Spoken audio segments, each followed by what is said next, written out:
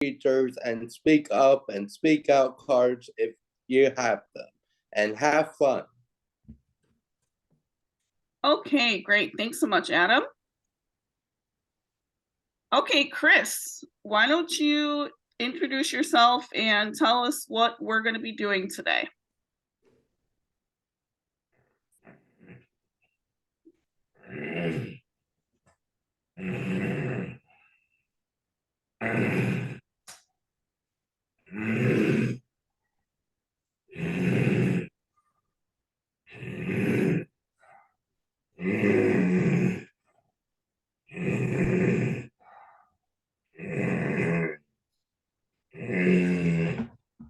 Welcome. My name is Chris Leonard. I am the policy coordinator for Illinois Self-Advocacy, and I live in Naperville, Illinois.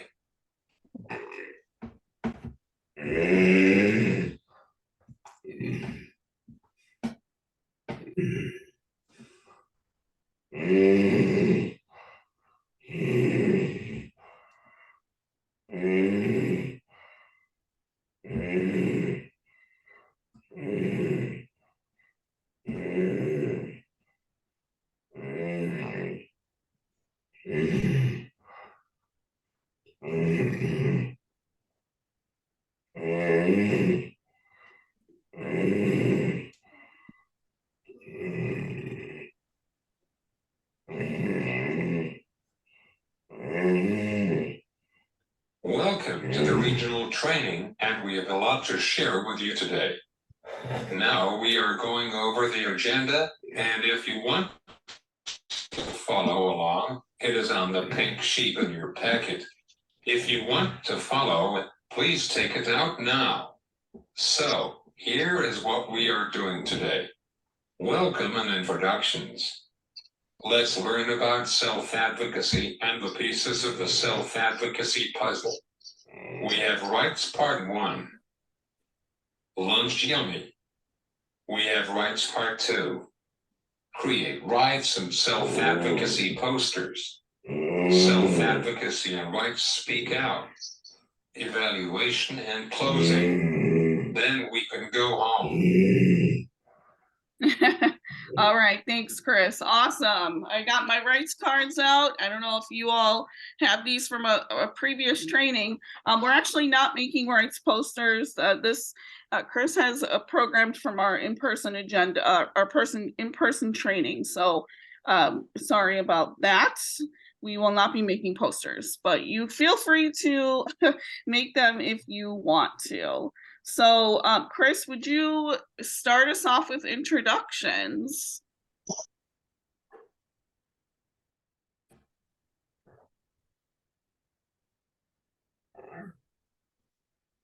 Welcome. My name is Chris Leonard. I am the policy coordinator for Illinois Self-Advocacy, and I live in Naperville, Illinois. Now, let's go around the room and tell us a little about yourself, please. Okay, thanks so much. So if you all want to share in the chat box what your name is and where you're from. I see there's a lot of folks in the same room, so maybe you can tell us what agency you're with, and maybe something that you're looking forward to for the holidays. So I introduced myself already. I'm Tara with the Alliance. I'm excited to go take my niece to the Polar Express next week. It's going to be really fun. And then Adam, I don't think you introduced yourself, so why don't you tell us who you are? We'll have our staff just take themselves off mute and introduce themselves. I'm Adam, and I am the project director of the Illinois Self-Advocacy Alliance. All right, thanks, Adam. And then Tavares, why don't you introduce yourself? I am Tavares Wesley, and I am an advocacy coordinator of the Alliance. All right, great. And then Christine, I know you're here. Christine introduced herself before. Hi, Christine. Hello, everyone. I am Christine Beck. I focus on organizational advocacy support with the Illinois Self-Advocacy Alliance. All right. Thanks so much. And we do have some special guests with us. We have Carol Rosen, Greg Walkington, and a few of the ARC mentors with us. Hi, Sue O'Connor.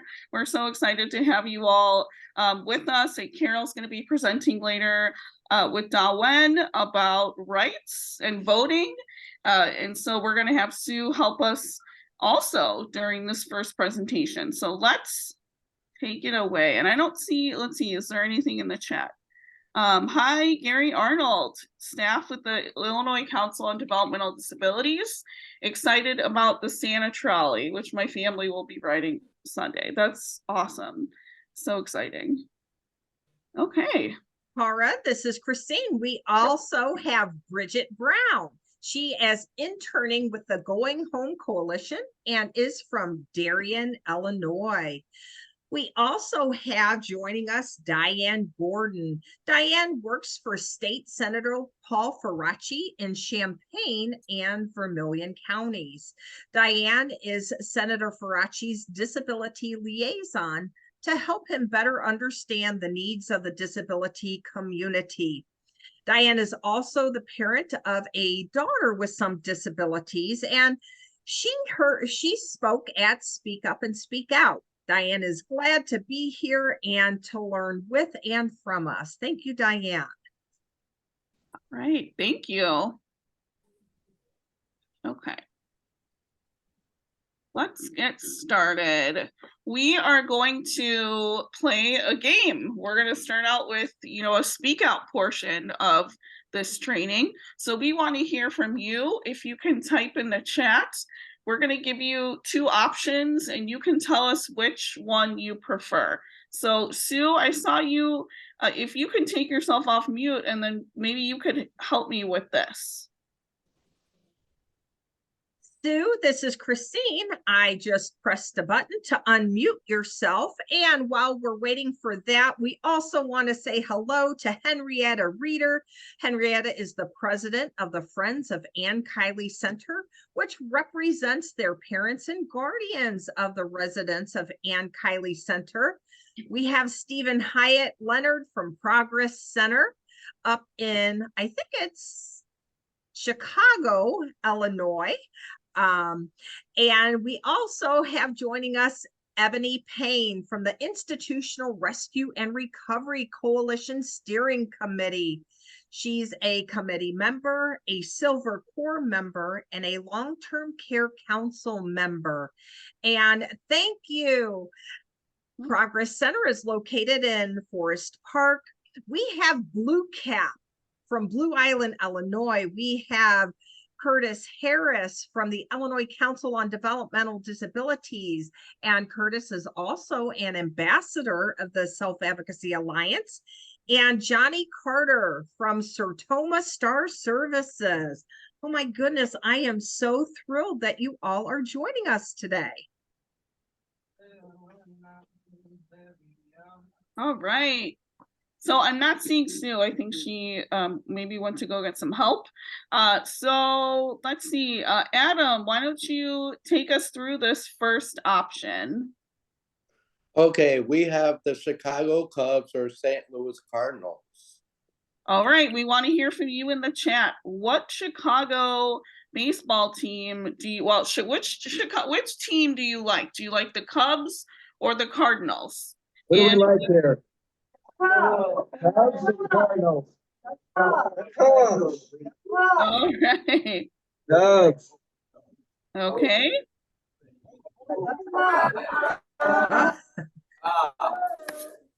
Well, this is Christine. We've got Cards and Cubs and Cubs and Cubs and Cubs and Cubs, and we've got the Detroit Tigers. We got some more Chicago Cubs there. All right, very cool.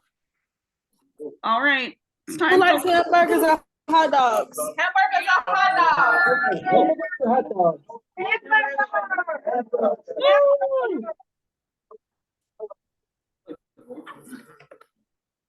We like both. Okay, sounds great. I like cheeseburgers. Okay, we're seeing in the chat hot dogs, both. Chicago hot dog. Hot dogs. Hamburger. Do that then. All right. Okay, where are my early risers? Who likes daytime? Okay, and then who are the night owls? I know Who I likes am. the nighttime? I like nighttime. All right. Woo! Oh, have a seat. Okay, next up is picnic or a movie. What do you choose? Who likes picnics? Woo. Who likes movies? Yeah. All right, it sounds like we've got both. I like picnic and a movie. Picnic and a movie, great date nights, or And- hanging out with And friends. Tara, we have a lot of people chiming in to chat. We have movies in both, and picnic and movies in both. And I had one person say one time, well, I'm going to go to the movies for a little while, then I'm going to go to the picnic. All right, very cool. All right, Coke or Pepsi? All right. Who likes Coke? All right. I like Pepsi.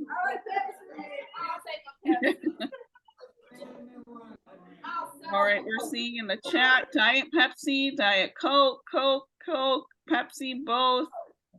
All right. Thanks, everybody. And then lastly, what seasons do you all like, spring or fall? Who likes spring? Spring. Spring or fall? Spring. Who likes the leaves in the fall? All right. This is Christine, and I have to give a shout out to the staff at Blue Cat for getting everybody there involved. Thank you so much. You are amazing.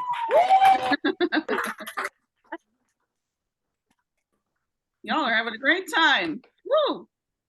Okay, so it sounds like we've got an even split. We've got a lot of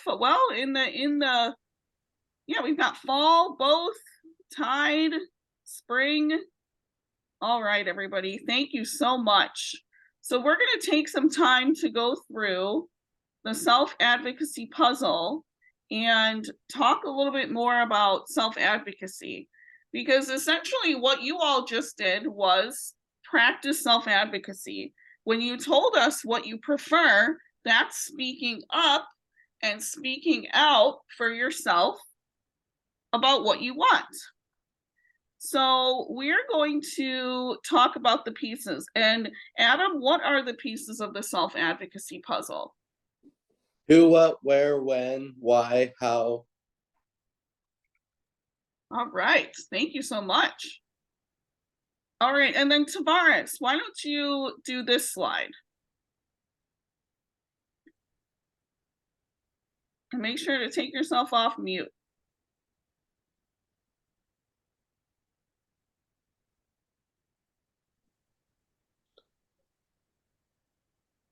What does Pepsi means to you? Okay, if folks can put in the chat, what does self-advocacy mean to you? And if you want to be unmuted or take yourself off mute, maybe raise your hand. There's a feature where you can raise your hand. Let's see. Christine, are folks able to do that on your end?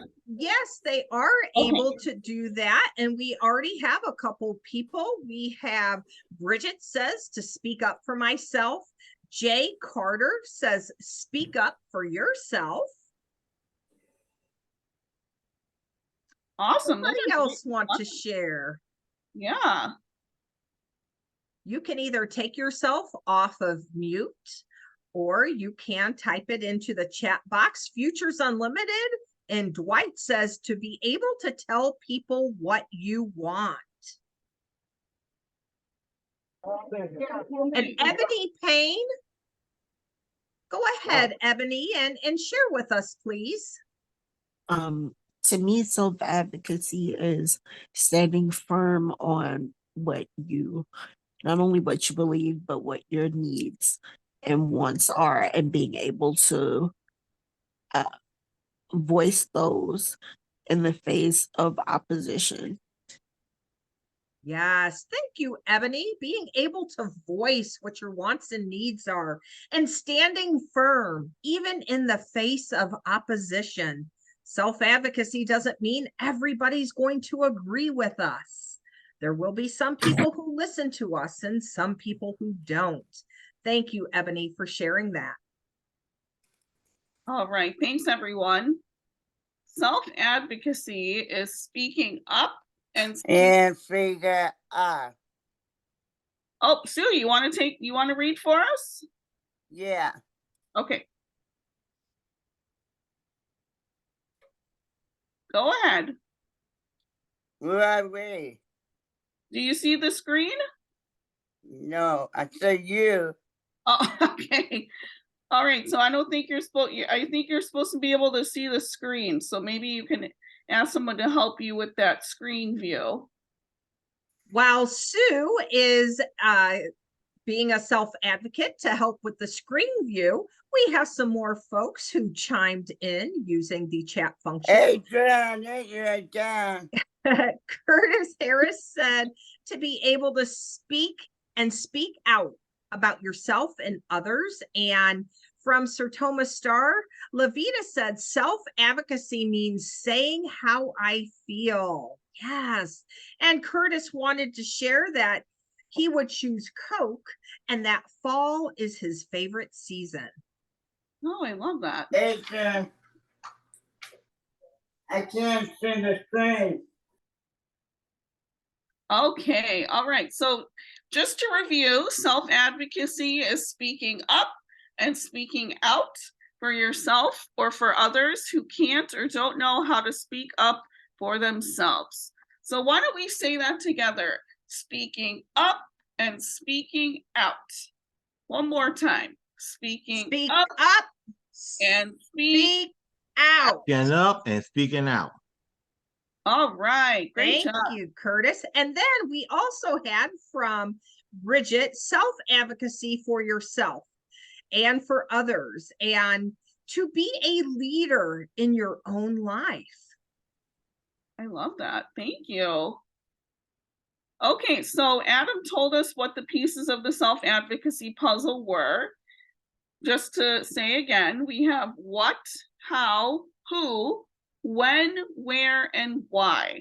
So we're going to go through each one and brainstorm some ideas for each piece of the puzzle. So if you all received these worksheets, I know Christine sent them out. If you have them in person, you want to follow along, the red arrow on the screen is going to point to which puzzle piece we're talking about, okay? And for those of you who don't have the worksheets, that's okay. We're going to have fun and move through this and have a great time. So what are some things that you can speak up and speak out for? What are some things that you care about? What are some things that you want? Do you have any goals or hopes or dreams? Do you want to live on your own? Let's hear from you all and maybe put it in the chat so that we can, all right, we're hearing from Jay Carter, money. Oh yes, advocating for money. So that's a really good one. Also jobs. Jobs give us money. Housing, that's a big one too. For your rights, food. These are great. Thanks, everybody. Okay, we're just going to wait a couple more seconds for folks to chime in. To live on your own. You can advocate for people with disabilities and jobs and to live on our own. I love that. Raise your hand if you want to live on your own, in your own apartment, maybe with or without roommates. Okay, I feel those hands in the air. And then, do any of you want to be in a relationship with a boyfriend or a girlfriend? Maybe get married one day. We love love. Let's see. We've got speak out, speak on it. All right. Yeah, those are some things that are really important. Yes. Okay, so let's see. Adam, why don't you tell us, summarize what are some other things that we can speak up and speak out about? What you want and don't want, what you need and don't need, your hopes, dreams, and goals, where or how you want to live or work, accommodations, rights, support decision-making or guardianship, if you are unhappy, being hurt, or feeling unsafe, boundaries, concerns about power and control. Okay, you can speak up about anything that is important to you. These are all very important. Hopes and dreams, these are things that we need to speak out about and put into action. Our hopes and dreams are really important. So if you all want to share some of your hopes and dreams in the chat, we'd love to speak them out into the universe for you. So please feel free to share that. And then also wanting to highlight a few more of these. If you're unhappy, being hurt, or feeling unsafe, this is a really important one. A lot of people with disabilities, just people in general, often experience types of abuse and neglect. People with disabilities are more likely to experience abuse and neglect. And so we want to make sure that we are here to tell you that you can and should speak up and speak out about that to a safe person. And if that person turns out not to be safe, keep speaking up to people until you get the support that you need. Okay, just wanting to make sure that that makes sense. So if you are okay and cool with that, give me a thumbs up. You can speak up and speak out for yourself when things are good and when things are not so good. Okay, beautiful. And we have some folks that have chimed in using the chat box to be heard and to speak up, and for everyone to realize that there is a continuum of care for all people with disabilities. Yes, thank you. All right, that was great. Okay, Tavares, what is our next puzzle piece?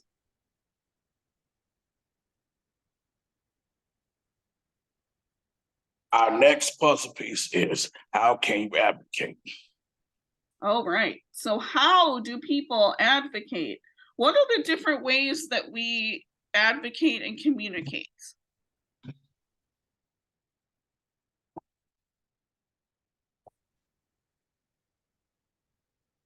Excuse me, I had a sneeze there. Emails, Yes. telephone, communication device, computers. All right, yes, thank you. Yeah, let's let some folks in the audience share too. We want to make sure we hear from them also. How can you speak up for yourself?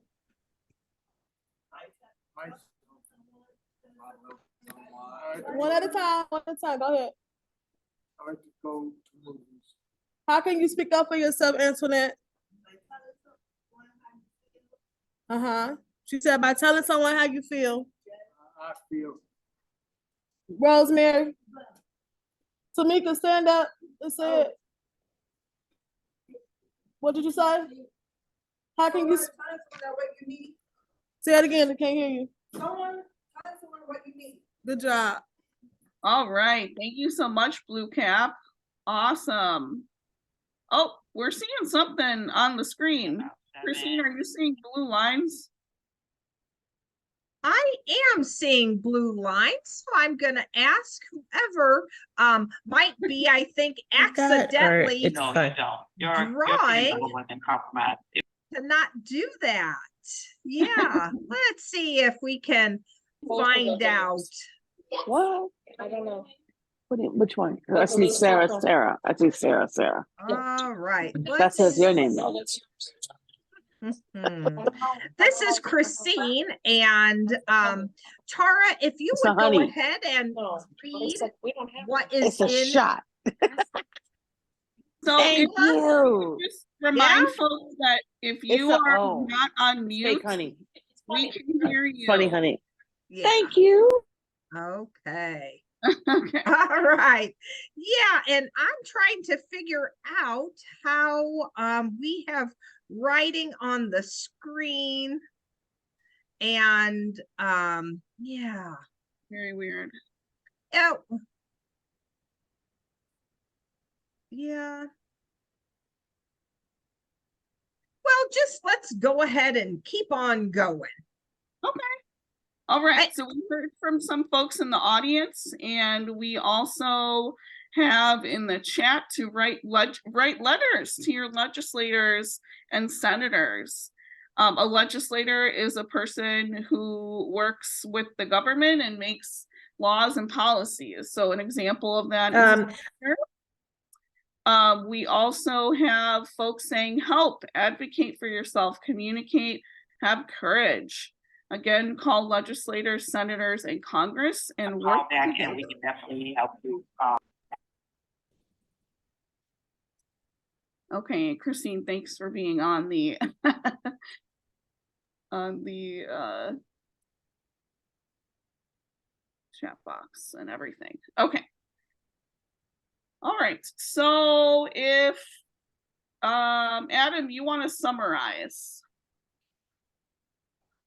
American Sign Language, speaking, writing, smiling, frowning, phone call, email, text, pointing, gesturing, communication device, voting. All right. Okay. Thank you so much, Adam. And then Adam, what is our next puzzle piece? Who can you advocate for? Okay, so we heard this from a lot of folks. Who can we advocate for? Who's the most important person for you to speak up and speak out for?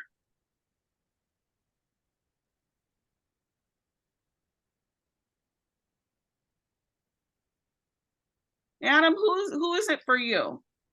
Myself. Yourself. Awesome job. Yeah, it's important to speak up for yourself. Yeah, sometimes it can be really hard. I know even as advocates, you know, we do this professionally, right? Adam, all of us at the Alliance, and sometimes it can be easier to speak up and speak out for other people, especially if we see someone being bullied or being mistreated. And sometimes it can be a little bit harder to say when things are happening to us. So, you know, I myself experienced that. I know, Adam, I think you've said you experience that too from time to time. So who else can we speak up and speak out for besides ourselves?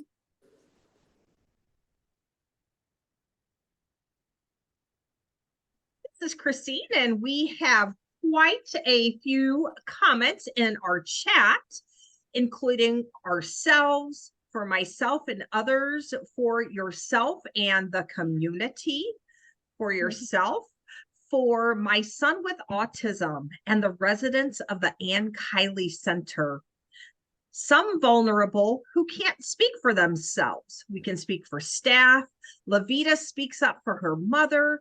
We can speak up for our daughters, our family, our service coordinator. Awesome. Very cool. Okay, and then the next question we have is the most important person that I can speak up and speak out for is, and this is where you would write that. If you have the worksheet in front of you, you can write down myself or write down your name in that area. Okay. And then let's just summarize. So what we heard was you can speak up and speak out for yourself. You can also speak up for other people with disabilities, right? The disability community as a whole. Christine always says, we're louder when we speak together, right? Sometimes when we get together and speak up and speak out, that can have sometimes more of an impact, right? We can speak up for our friends and family, or a group that, or a program that you're a part of. You can speak up about where you work, your employers. You can speak up for your pets. You can speak up about your church or faith community, something that's important to you. An ally. And Adam, what is that last sentence at the bottom? You can be an ally for others. There you go. You can be an ally for others. And this is Christine. Sometimes we get asked, what is an ally? An ally is another word for helper or friend. We can be an ally. We can be a helper or a friend to other people. And I know that all of you are, because you shared all these folks that you could speak up and speak out for, including yourselves.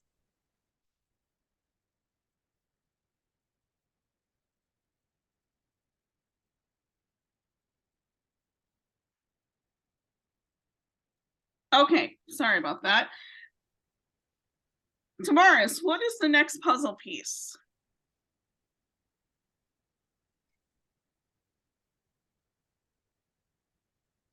Who can you advocate to? All right, who can you speak up and speak out to? We've heard from some of you about what's important to you.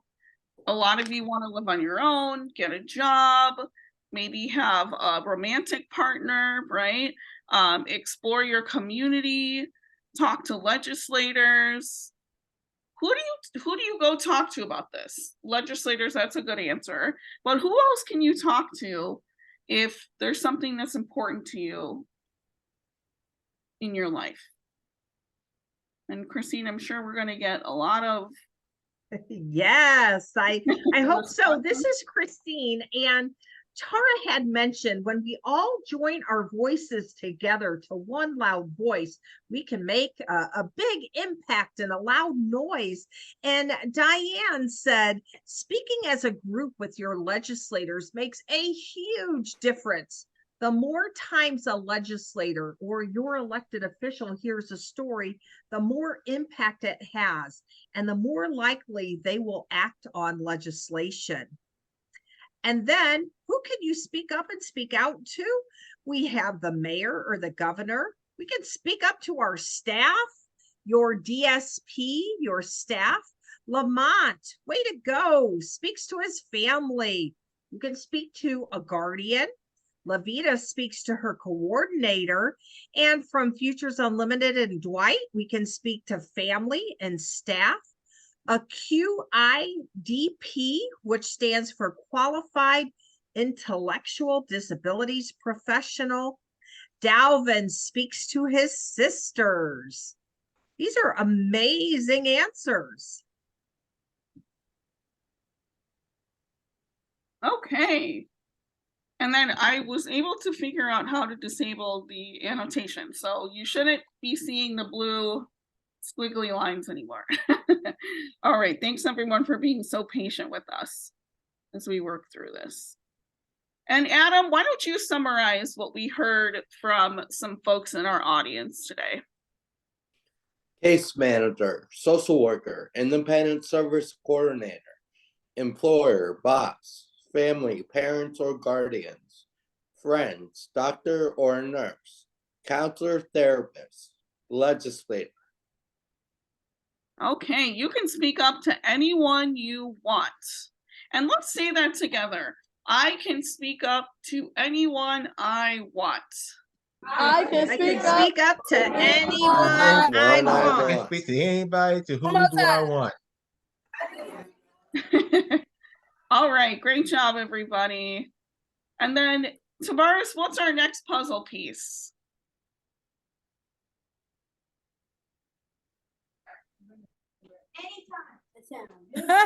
Say when and where. When and where can you advocate?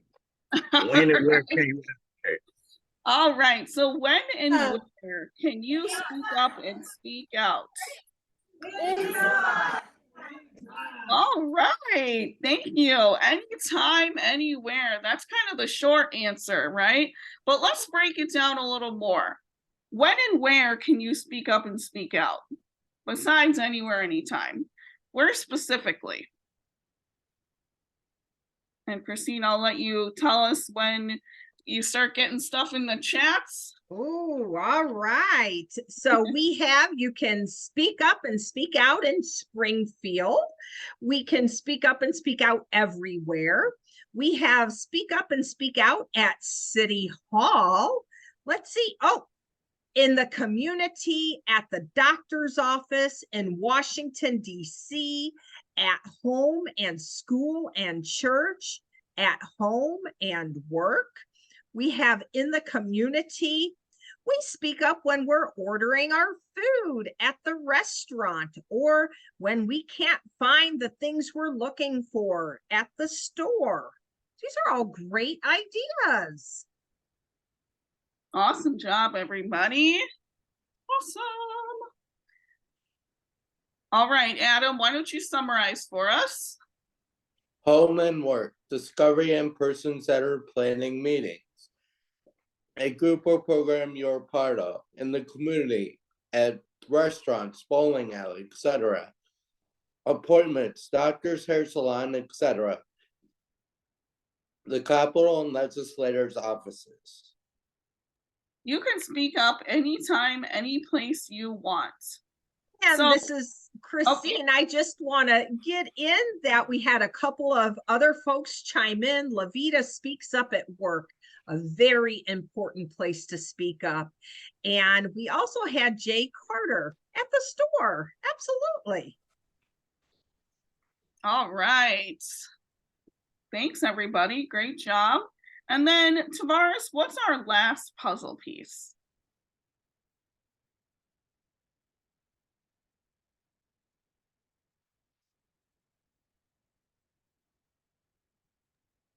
Why should you advocate? All right. Why should you speak up and speak out for yourself? All right, we have a couple of people over here that want to answer why. Okay, that sounds great. Why do you speak up, Anna? Okay, Anna, because if you don't speak up, then nobody will hear you. That's the reason why we speak up, so they people will hear you. Okay. Desire to have. Right. Okay. Anybody else? Why do you advocate? Why do you have to speak up? For yourself.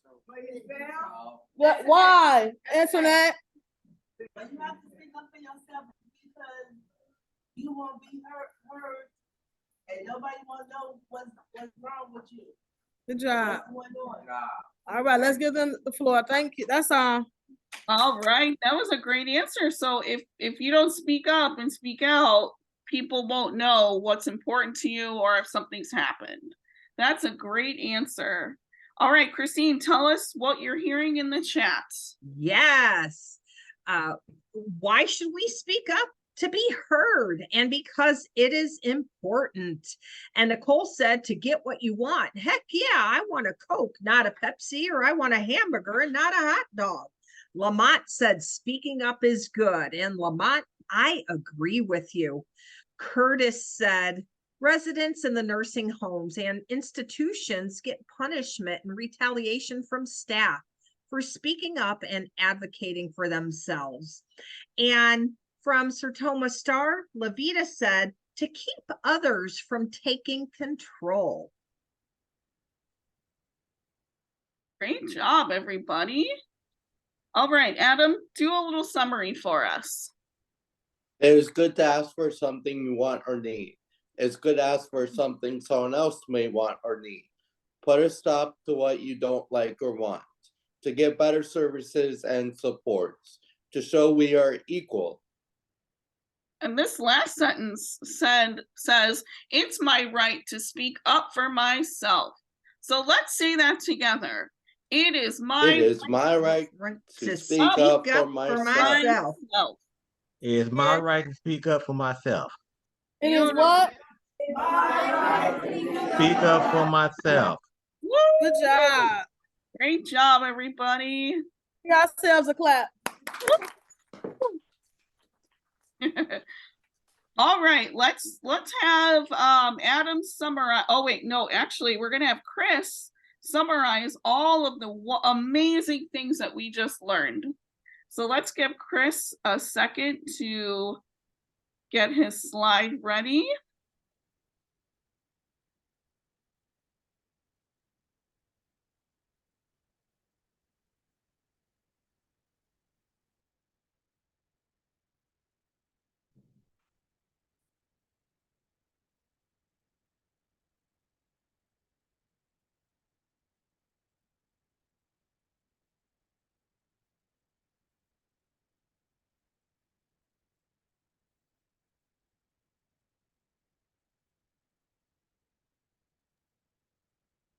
All right, Chris, this is Christine Beck. If you can hear me, I've asked you to unmute so that you can share this slide covering our takeaways.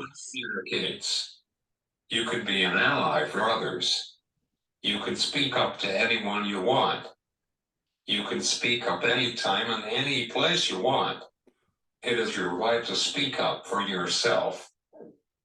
Chris, this is Christine, and I may have been speaking over you when you started, and for that, I apologize. Would you be able to speak all those again? Thank you. You can speak up about anything that is important to you. Everyone communicates. You could be an ally for others. You can speak up to anyone you want. You can speak up anytime and any place you want. It is your right to speak up for yourself.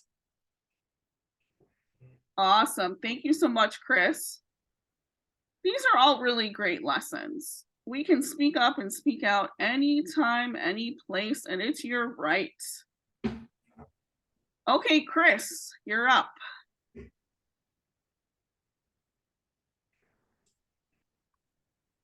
You have a copy of this in your packet. It is on the yellow paper. It is a good idea to review it. You never know when you might need it. Okay, thanks so much, Chris. Yeah, so Christine did send these out via email. When we had our in-person trainings, we, obviously had copies in person. And so if you want a copy and you don't have one, please let us know and we can get that to you through email so you can print it out. All right. We're going to jump in and talk about rights. So let's get started and get excited. Chris, why don't you start us off?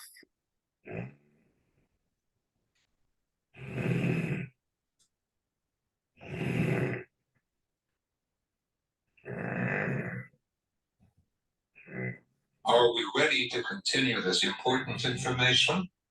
We are going on to part 1 of We Have Rights.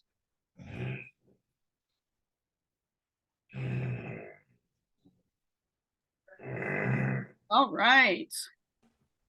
Chris is going to tell us about some important organizations that we can advocate to about certain things that may be going on. So Chris, tell us about our first one. So Authority is the investigative arm of Illinois Guardianship and Advocacy Commission. The authority investigates alleged violations of the rights of the persons with disabilities by providers of services. Okay, awesome. So this is our first organization that we wanted to just share about, the Illinois Guardianship and Advocacy Commission.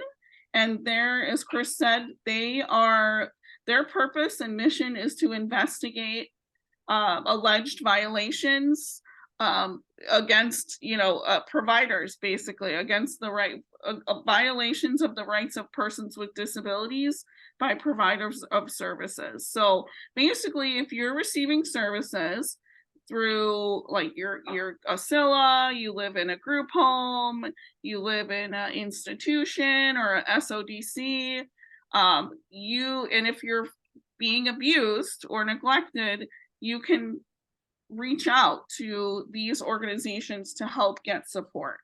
Does that make sense? Okay, I'm seeing some thumbs up. All right, Chris, tell us about our next organization that we can advocate to.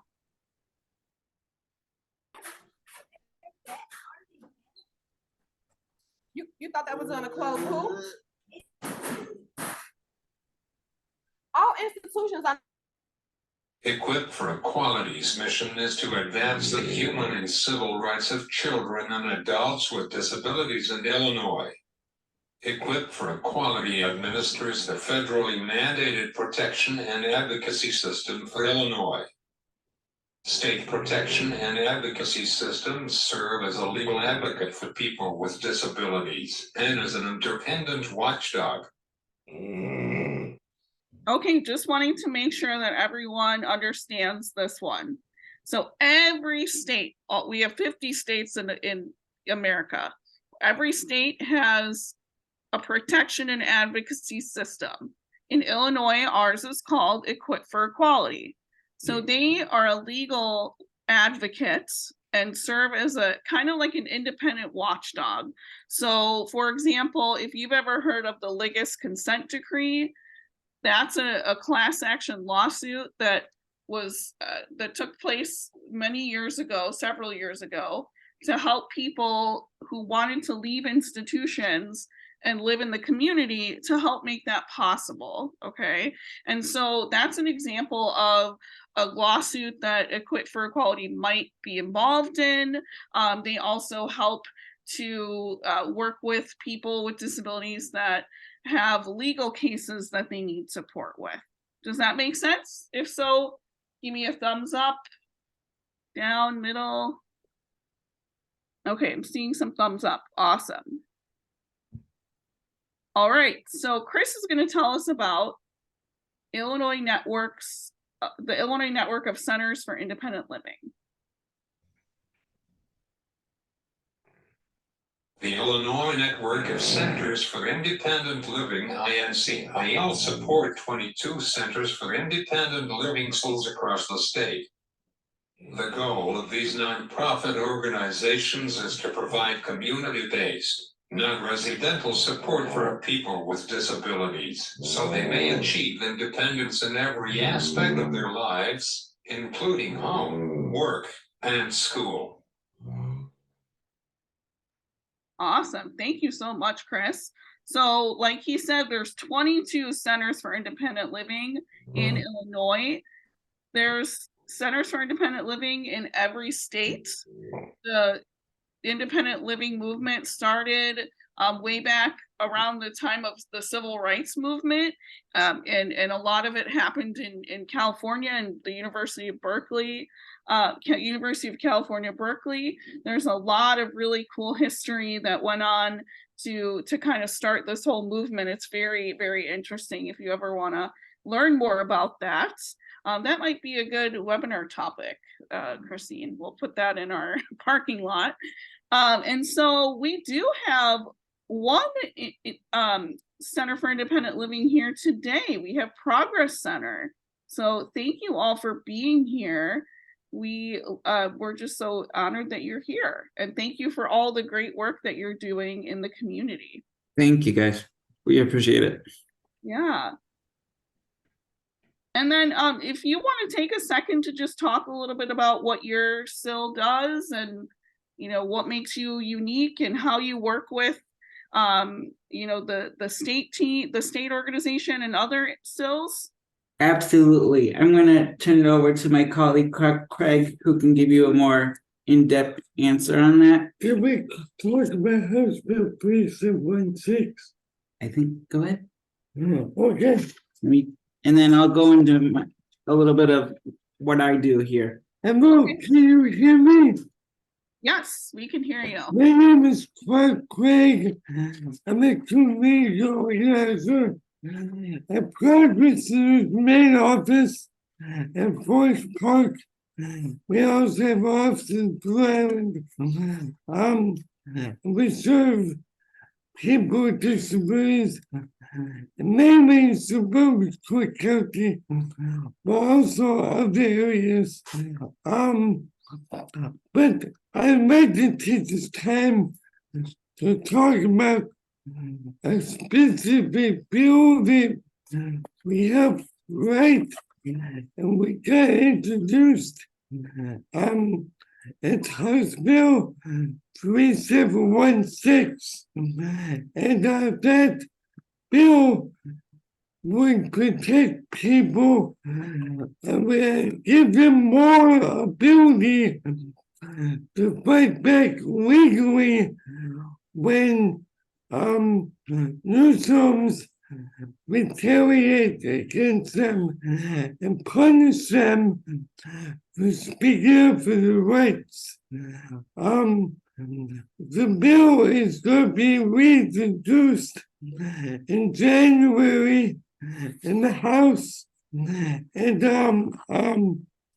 so we need everybody's support because this bill is meant to give residents the right to fight back Newsom residents when they're punished for speaking up for the rights. And also, the bill is planning to create a task force to create a plan to more quickly move a large number of people out of newsrooms and people who would rather live in the community in their own home or apartment or group home, because we all should have the right to live wherever we want. We shouldn't be stuck in nursing homes just because we have a disability. And that's not where we want to be. And so I can share more information about the bill. Again, we are still meeting with the legislators, hoping that the bill will pass the House in the spring session of 2024, and then move on to the Senate. So we need everyone's support, and Curtis might be able to make more comments about the bill. But for now, I'll turn it over to my colleague, Stephen. Thank you. Oh, thank you. My name is Stephen Heitland, and I'm with Progress Center, and my area of focus, among other things, is accessible transit. So that could be PACE, which I spend most of my time advocating with. That could be trains, that could be the CTA, that could be the RTA, and I also collaborate with state agencies to make sure that people with disabilities have what they need, both on the state and sometimes federal level as well. Wow, thank you so much, both of you, for sharing. Absolutely, our pleasure. If you're able to put, sorry about that, just a tea delivery from my lovely husband. If you're able to put some information into the chat about the bill, you know, where we can get more information, how we can support, we would be happy to share that with our listeners. And just if folks in the training today can check out that information. So Great. I'll try to do that. Clark, do you want to email it over to me and I'll put it in? Okay. Yeah, awesome. Thank you so much. Thank you. Thank you, guys. Real quick, the problem is that people stuck in newsrooms, people with disabilities, all the power is in the hands of the owners and the administrators and the staff. The residents have very little power to speak up for themselves and advocate for themselves. So our bill is trying to change that and give residents the legal power to fight back. Thank you. So we'll make sure I'll put it in the chat for you guys as soon as Clark sends it over to my email. Thank you so much. This is such an important issue. You know, you all should be able to live and work and play wherever you want, in whatever setting you want. There's a lot of settings that are an option for you in Illinois. Unfortunately, it's a lot harder to live in the community. There's just not as much funding. And so, you know, we want to make sure that especially people in nursing homes and state operated developmental centers can transition if they want to. Again, some people may need more support, and that's okay. But some folks want to be in the community. And, you know, as we just heard from these awesome gentlemen, a lot of times it's administrators and politicians who kind of pull the strings. So I think that this is a great opportunity for us all to speak up and speak out and use our voice in support of people living where they want to. Okay, Chris, tell us more about what Centers for Independent Living do.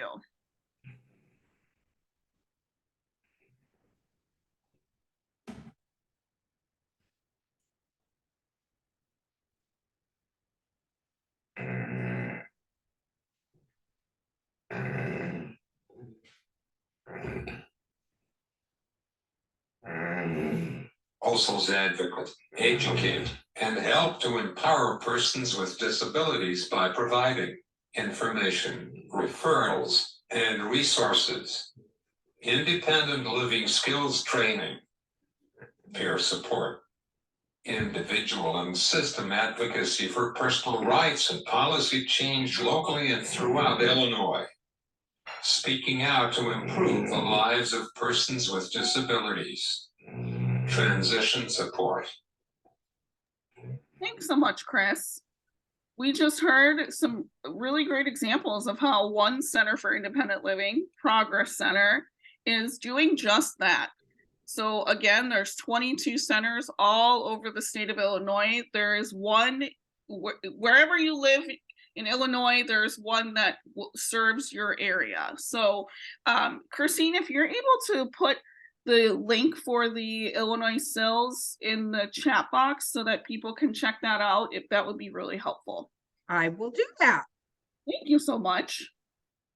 Okay, so now I'm going to turn it over to Carol and Wen, who are going to talk about the 5 W's of voting. Ooh, this is so exciting. Carol, are you ready? Hi, does anybody need like a quick 1-minute stretch break? Yeah, I think we could do that. Yeah, why don't we take let's take till 11:05. So let's take a 3-minute stretch break. Thank you. All right, thanks, Carol. Great idea.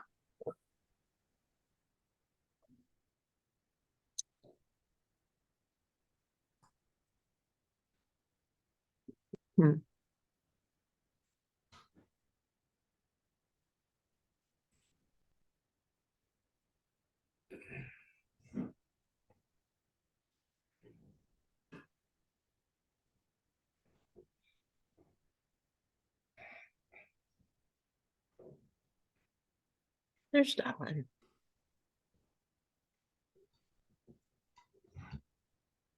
Oh, I love that you did that, Down. I'm going to switch my background. Uh-huh.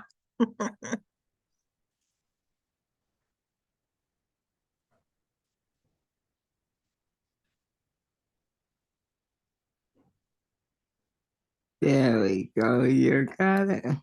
I know, you're right.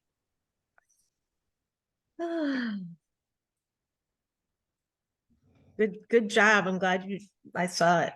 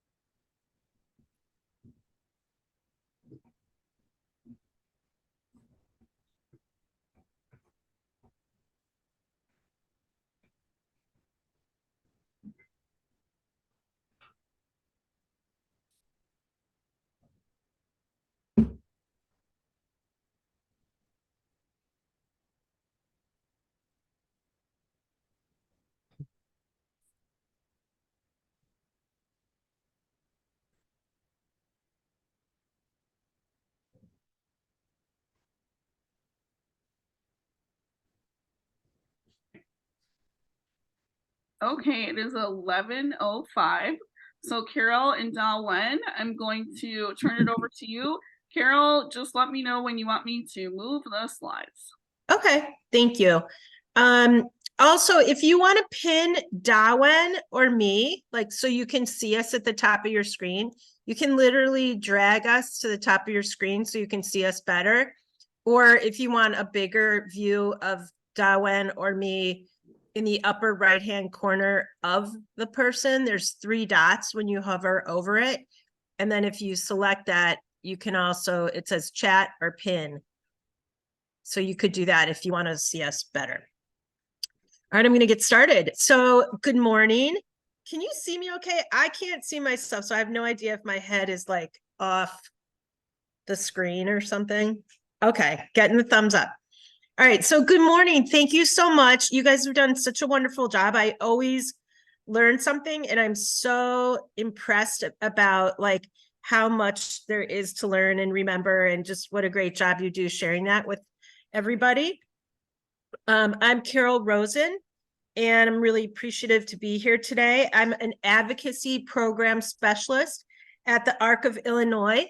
The grants that I work on are the Rev Up grant, which we're going to be talking about today. And also I'm the Going Home Coalition manager. And there's a ton of people here I'm so excited to see who are part of the Going Home Coalition. I'm going to be co-presenting with Dawen May, also a Going Home Coalition participant. And Dawen and I have been having a great time. We present on the 5 W's of voting, which is what we're going to be doing today. So Rev Up is the grant, and that stands for register, educate, thank you, vote, and use your power. And the Rev Up grant is through an organization called the American Association of People with Disabilities, or AAPD. And we have that grant. And so we're able to show you this presentation and go over the resources to help as many people get registered to vote and get out there voting. So registering to vote is a right and a responsibility. There are over 38 million people with disabilities who are eligible to vote, but access barriers keep many people who have disabilities from accessing their right to vote.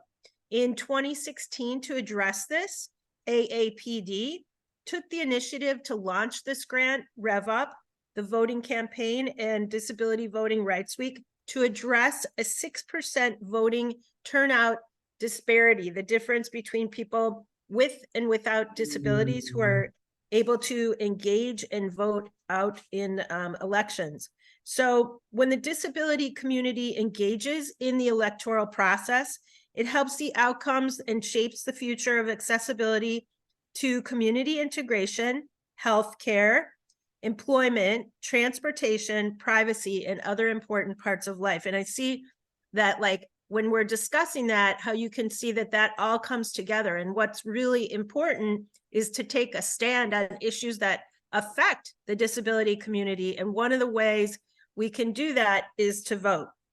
Voting is a way for your voice to be heard so that your needs are considered by those in a position to create change. And Rev Up is about protecting the rights of people with disabilities to participate fully in the community and in issues that affect them. Next slide.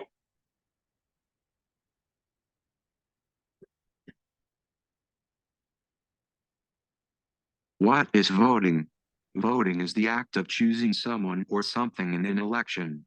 An example of voting for a person could be voting for the next Can you mayor. hear Dawen? I don't know if people need to put their volume up. Of voting for something you would like in your county or not like in your county. Voting is our power, our right, and our hope. I believe that okay, I'm just going to go with it. Next slide. Yes, Carol, just to confirm, I was able to hear Dawen. Okay, but did he do the what, where, when, how? I thought that got kind of skipped over, unless my computer froze. Sorry. All right.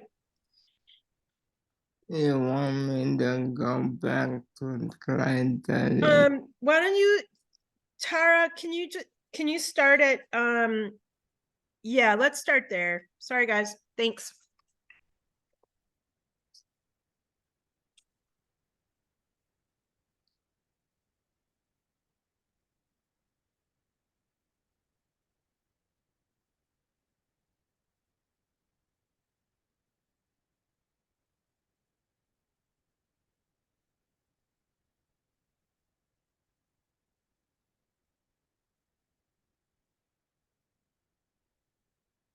As Carol mentioned, we're going to go over the 5 W's of voter registration and voting.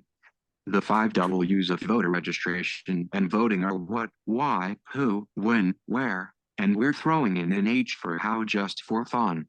Let's begin.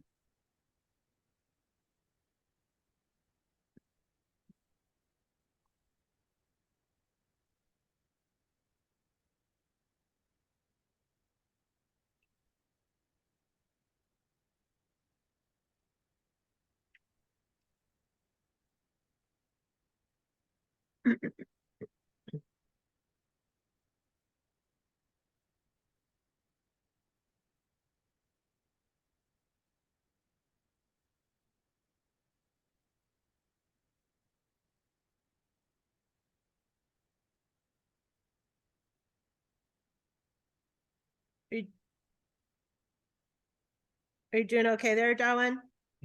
Yeah. Okay. What is voting? Voting is the act of choosing someone or something in an election. An example of voting for a person could be voting for the next mayor of your city. It can be an example of voting for something you would like in your county or not like in your county. Voting is our power, our right, and our hope. Next slide, Tara.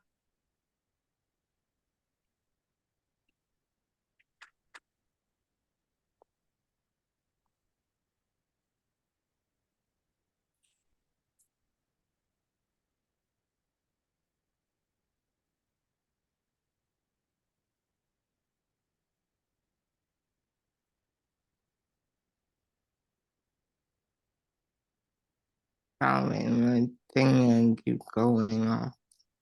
It keeps. So should we wait? Like, can you do it? Yeah.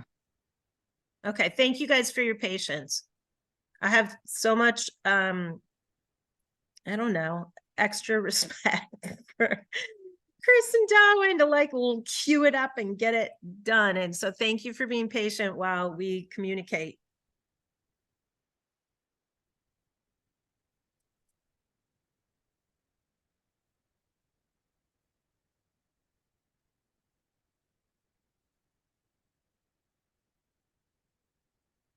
Justin Whitlock Dart Jr. was an American activist and advocate for people with disabilities. He helped to pass the Americans with Disabilities Act of 1990 and co-founded the American Association of People with Disabilities. He said, "Vote as if your life depends on it, because it does. Your vote matters and can make a difference. Your vote can have a big impact on policies affecting people with disabilities and who is elected. Voting is part of being a responsible citizen and participating in a democracy. Voting helps in having your voice heard. Voting is a right and a privilege you have as a United States citizen. Voting allows you to give your opinion and vote for leaders to represent you and your beliefs at the levels of city, county, state, and country. Voting is so important because it allows you to participate in our democratic process." Next slide, Tara.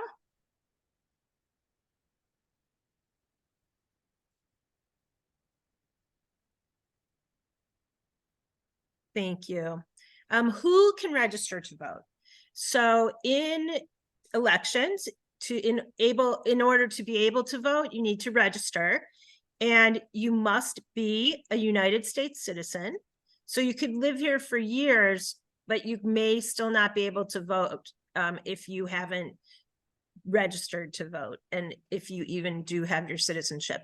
So you also must be 17 years old on or before the date of the primary election and you must have turned 18 on or before the date of the general or consolidated election. So I know at least 2 people who, including one of them, including Darwin, who registered to vote at age 17 and then voted in their first election at 18 because they had already turned 18, which is what you need to do.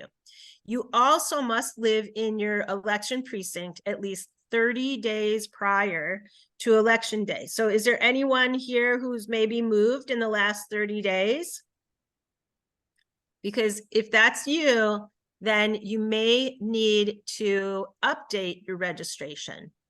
So the other thing is if you're serving a prison sentence, you may not be able to register to vote. So the last thing is you only get 1 vote. So if you're registered to vote in a place, you can't claim the right to vote anywhere else. Next slide, please. Thank you.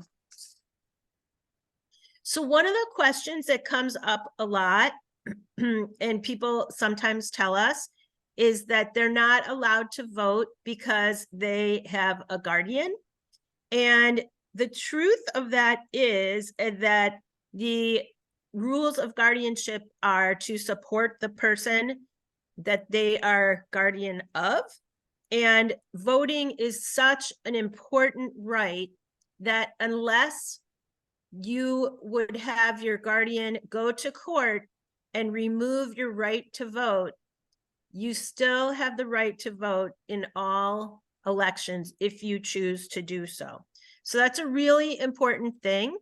And we're going to talk a little bit more about that later, but your vote is yours, and it's such a powerful issue in the United States that you are allowed to vote even if you have guardianship. So next slide, please. When should you register to vote? You should register to vote if you have never registered before, you have moved, or you have changed your name. Otherwise, you are already registered and do not need to do anything before you vote. Next slide. I just wanted to point out that quote on the side. 62% of people with disabilities voted in 2020, up from 56% in 2016. That's really amazing. You know, and just shows the power of the disability vote, and that we as a whole are a group that should not be reckoned with. Yeah. We have a lot of power, so thank you for putting that on that slide. Agreed. And you can see that even since this campaign started, that there's like a huge uptick in the percentage of people who are voting, like you said. And so again, it's through advocacy and people saying, you know, I want accessibility to vote. I think they're finding really creative ways to be able to vote, and more people are taking advantage of voting by mail and voting early, and making sure their polling places are accessible. That it really is starting to make a difference. And I know like Equip for Equality, which you mentioned earlier, is also very, very strong advocacy organizations to make sure that people have the accessibility that they need to make their vote count and be able to vote. So thank you. Next slide. What do you need in order to register to vote? So you'll need 2 pieces of identification. Neither needs to be a photo ID identification, but one must include your current address. So when we talked about, again, like, you know, if you've moved in the last 30 days, you still need something that has your current address on it to change your registration. Or if you're gonna register to vote for the same time, you need to make sure that you have something in your name with your current address. So acceptable forms of ID could include, there's a lot. So there's a social security card, an Illinois driver's license, an Illinois state ID, an employee or even a student ID. Like for my daughter, we used her social security card number and a student ID. A birth certificate, a utility bill in the applicant's name, mail post to the person who wants to register, a passport. You could use your link or your snap card. You could use a credit card, or if you have a lease in your Scylla home, or you're living in some kind of apartment where you have a lease in your name, you can also use that to register to vote. Thank you. I feel like if there's any questions and people want to ask them, should we just take a minute if anyone has some questions just to catch up?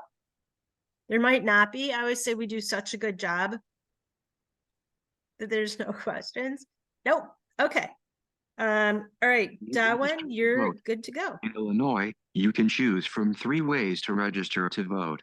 You can fill out your registration form online, send in your registration form by mail, or go to a government office or polling place in person. The time it takes to register is different, depending on the method you choose. If you have a state ID or driver's license and your social security number, you can register online to vote in upcoming elections. You'll be receiving a flyer that will give you links to register to vote online. You can also register in person for elections at many government offices and at early voting polling places during elections. Only on election days, you can register and vote on the same day. Thank you. So it's really streamlined. Like if you have your social security number or a state ID, you can literally register to vote in less than 2 minutes, completely online. So some people do that. It's really easy. I've had people do that with me on their phone. Again, it's that easy, but some people prefer to do it by mail, which is what I ended up doing. We filled it out online, but we still had to mail it because we didn't have a state ID. And some people really prefer, it's kind of interesting to go to a government office. So thank you. So next slide. So how can you vote? This is what we were talking about with things being easier to access. There are ways to vote early. You can go to a polling place. Darwin, what's your favorite thing about voting early? Voting early, avoid the long line, and you can go vote, vote in a minute or two. Right. So Darwin and I, when we're not doing virtually, or if we do virtually a little differently, we do an interview. And I asked Darwin, like, what's his piece of advice for people? And he's always like, go and vote early. So you can vote early. There's also, what else do you love about early voting, Darwin, with that? What kind of machines? Touchscreen. Right. And tell everyone, do you mind sharing with everyone what's the difference between touchscreen machines and early voting and regular voting? Election day only have one touchscreen per polling place. So you have to wait longer in line if you want the touchscreen because they are providing paper voting. Right. Thank you. So that's another thing. So that if you do prefer a touchscreen, you may want to go to early voting because there are more touchscreens per site, because on voting day, they only are required to have one touchscreen. It's a lot more on early voting. Right. On election day, it's only one, so you might be waiting for a while if you want a touchscreen. Right. So there's other ways to vote. One of them is voting by mail. And I know that we're going to be repeating this, but in the information that you're going to be given or have already been given, it shows you how to register to vote by mail. Another thing that makes things more accessible and why I think those numbers keep ticking up for voting is because people are voting by mail. You can request for one election, or you can request for every election to vote by mail. And the great thing is, even if you get your ballot by mail, you can still go to a polling place. You wouldn't use your vote by mail ballot, but it's just a safe bet that you'll get your ballot in. So you can also go on election day to your assigned polling place and you just wait a little bit in line, and we're going to talk about that too. And if you go to your polling place, I think it's easy to have someone help you to vote also if you need that kind of assistance. So go ahead, next slide, please. Where do you go to vote? A polling place is the location where you go to vote. This can be a place like a library, police department, school, or a place of worship. How do you find your polling place? Often, you will receive a card in the mail telling you where to go. You'll also be able to look it up from the resources that you've gotten by email for this presentation. Some polling places are open for early voting. Early voting polling places also offer you the opportunity to register on site. Voting early helps you beat the long lines on voting day. There you go. Next slide, please. So what do you need to bring when you vote? I touched on that a little bit. You should be registered, and you really don't. If you're registered, you really shouldn't need to bring any kind of ID. But for me, I like to make sure that my time is not wasted and there's no surprises. So I would still suggest that you bring ID safely to your polling site as well.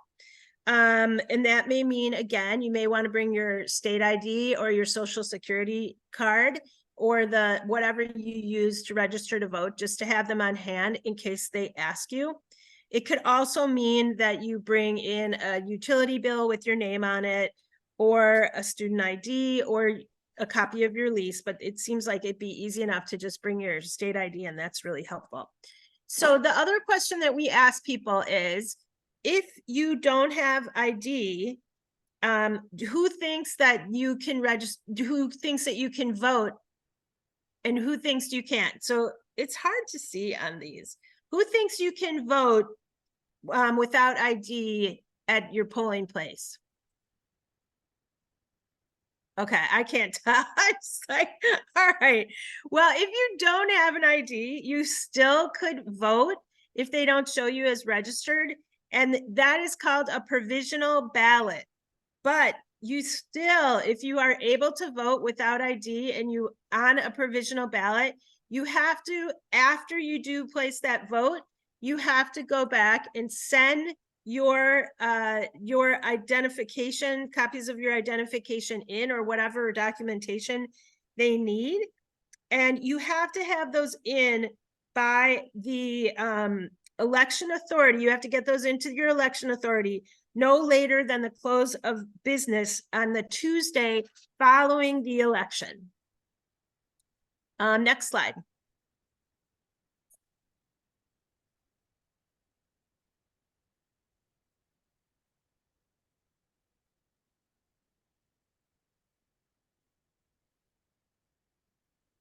How do you vote in person?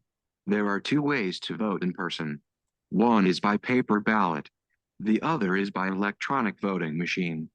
Polling places should be accessible. This means there should be accessible parking and entryways to the polling place. Are you It also stuck? provide large print materials, a magnifying glass, touchscreen voting machines, and assistance if necessary to help you access a paper ballot or voting machine. Someone can help you vote if needed. They just can't tell you who to vote for. That's completely up to you. So that's a really important point that Darwin just made. There are people who use voting buddies all the time to help them vote. Darwin, how do you use how do you use a voting buddy? I go in and tell them or ask them, can you help me? Or they would come and help me touch the screen for me. And they read you the ballot, right? They can also read you the ballot, but they can't vote for you. That's completely up to you, but right? you got to tell them what button you want to click, and they can do it. So what I think that's a really important thing. Like people should not be, people should feel empowered to vote. And if they say, oh, I can't read the ballot, that should not stop you from doing your research on the candidates. And someone can help you read and show you where that person's name is on the ballot. The thing that I like about vote by mail is it gives you a little time to go over things in your home if you feel like it's just, you know, like too much to do all at one time at a polling place. I think it gives you time to go through the ballot slowly. I frankly think that people can, like, it's so, it would be rare to think that someone's completely researched all the candidates on the ballot, but we like to do as good a job as we can. I know Curtis is on the call. Curtis, how can you unmute and say how you do your research on the candidates? Maybe not. Yes, you watch the debates, you read about them, or go to Access Living for candidates forum. Oh, I didn't know that. See, thank you for sharing that resource. What about Adam Weiser? Are you anywhere nearby that you can say, how do you research the candidates?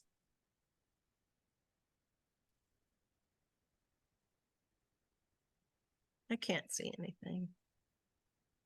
All right. Good answer. No, I'm kidding. All right. Well, thank you. All right. So next slide.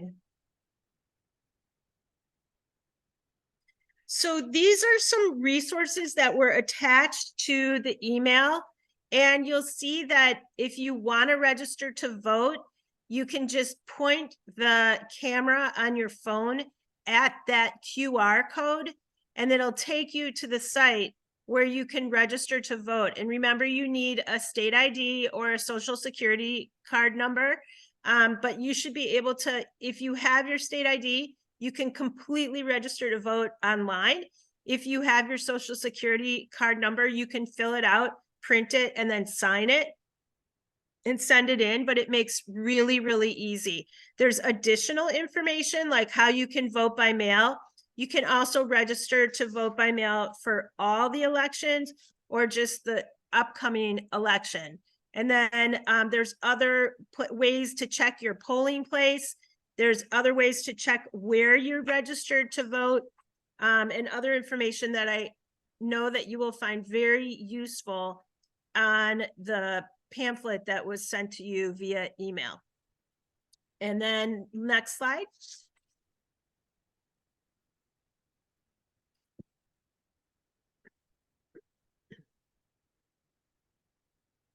Thanks so much for your time today. Remember to use your power and vote. If you have any questions, please reach out. I'm also an election judge on election days, so let me know if you have any questions about that too. Does anyone have any questions? Thank you so much, Dawen. Dawen is an election judge, so that means he works for like 15 hours every election day, and it's a paid position. So it's pretty amazing, and it's a really great opportunity. And he trains to do that for every election, and then he works. And it's a great way to be involved in your local community. Did anybody have any questions? Oh, Yes. Question. Yes. Oh, Curtis is also an election judge. Thank you, Curtis. This is Christine. We did have a question that came in. And the question is this: with paper ballots, is there a way to get a new ballot if you I'm sorry, let me start over. With paper ballots, there is a way to get a new ballot if you accidentally make an incorrect mark. That's called spoiling the ballot. And here's the question to Dawen and you, Carol. I wonder if there is a way to get a redo with a touchscreen ballot. I'm going to let Dawen answer that, and Curtis. We never have that yet, so. Okay. I know paper ballot, we just spoil the ballot and we do it. So. You give them a new ballot, or you Yeah. just okay? Right on the.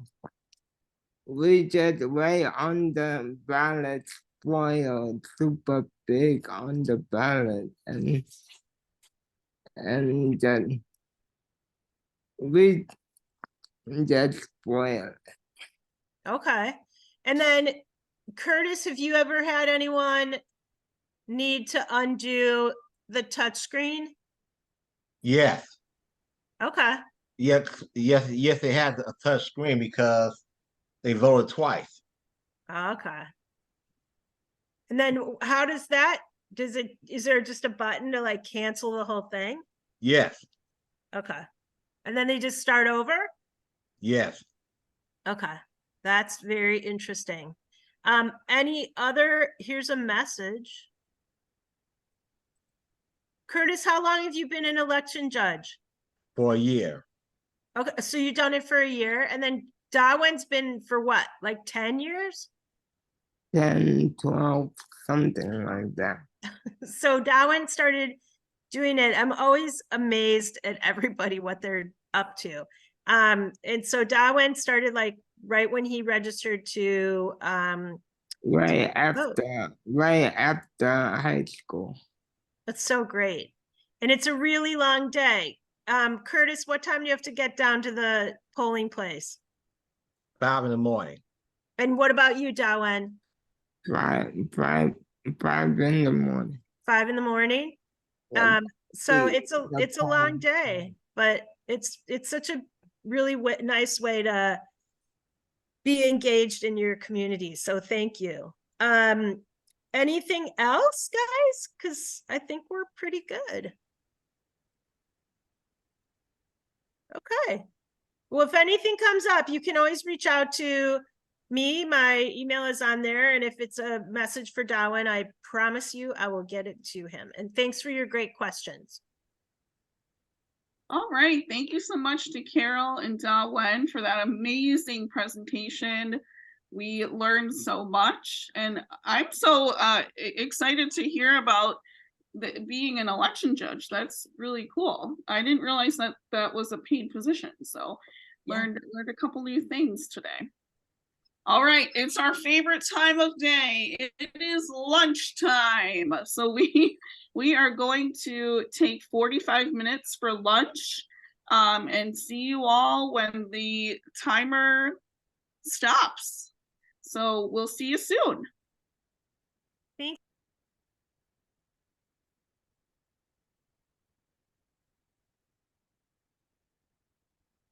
All right, welcome everyone. Welcome back.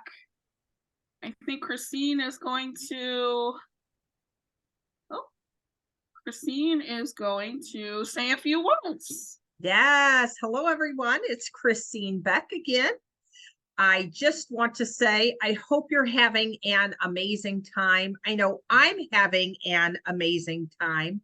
And one thing I would like everyone to consider doing, if you already haven't, I want to make sure that we know who all is with us today. And so some of you have joined, and perhaps your screen name might be Classroom 1 or Classroom 2 or some other variation. If you could rename yourself so we know who you are. And if you're unable to rename yourself, or you don't know how to rename yourself, that's okay. Just type into the chat box who you are. So for example, I see a 1962, and I know that was a very good year. I see an ECLS, and we have some other folks, a J. Carter, Main Street, Room 7, Room 1, Room 3. Again, if you are able to rename yourself so that we know who all has joined us today, that would be amazing. If you're not able to do that, no worries. We got you. Just send me a with the, oh, thank you, Bridget. Yes. Stephen, thank you, Stephen. Yes. So if you'd send me a message via chat and I can change your screen name, that would be amazing. Thank you so much. And let's get back to the second part of our time together.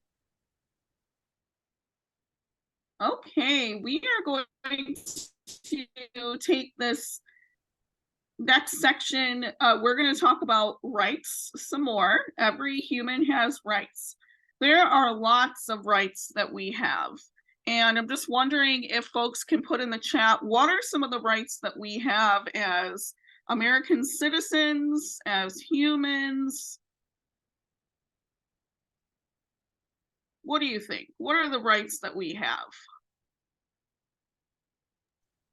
This is Christine, and I know one of the rights we talked about was the right to speak up and speak out. We have Bridget chiming in with the right to vote. Same with Jay Carter saying the right to vote. Awesome. That's great. Thanks, everybody. Vegetation. Visitation. That's what you tried to say. Okay, visitation. What did you say? I'm gonna take it over there. She told me to put it over there where she can then bring it back.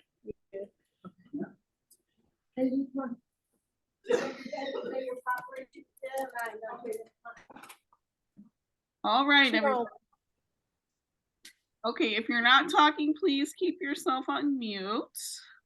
All right, we have some other folks who have said the right to live in the community, the right to have relationships, the right to have sex, the right to choose where I live, the right to privacy, the right to be treated fairly, the right to have access to transportation. These are amazing. Absolutely. Yeah, these are all true. So we're going to go through a resource from the Council on Quality and Leadership, also known as CQL. They have a resource called Rights Cards. They're really cool. And they talk about a few different rights. So on the screen here, you'll see controlling your own money, freedom from harm, food, shelter, and clothing. So this just gives people with disabilities, self-advocates, an idea of what their rights are and how they can advocate for those rights. So the first one, oh, this is Christine, and I wanted to mention that we had a couple more rights come in: the right to go to a bar responsibly and the right to make money. Just wanted to make sure that I got everybody's rights that they shared spoken. Awesome. Thank you so much.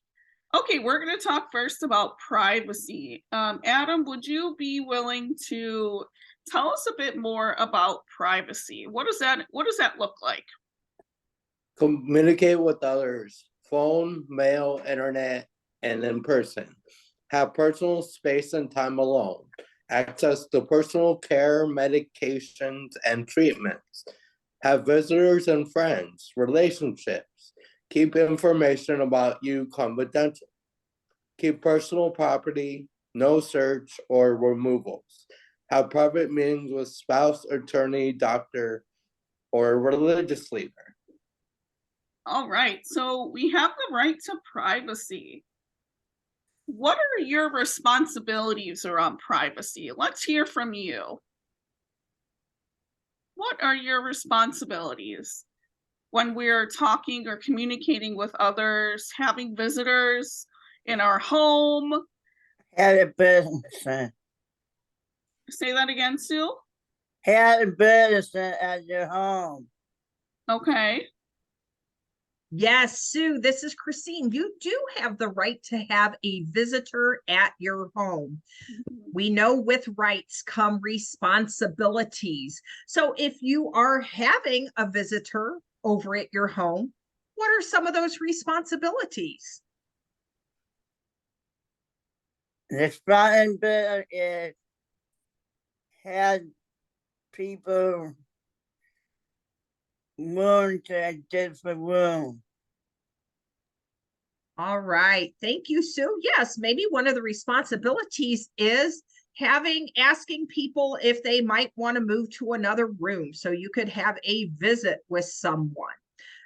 It might mean not having visitors over and playing loud music until late at night or until early in the morning. So again, with rights come responsibilities.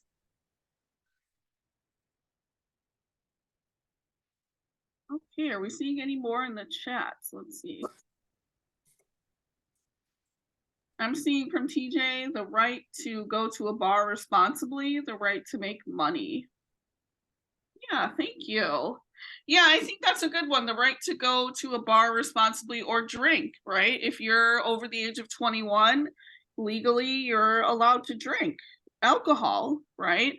And so with that comes a responsibility of knowing your limits, of how do you react when you're under the influence of alcohol.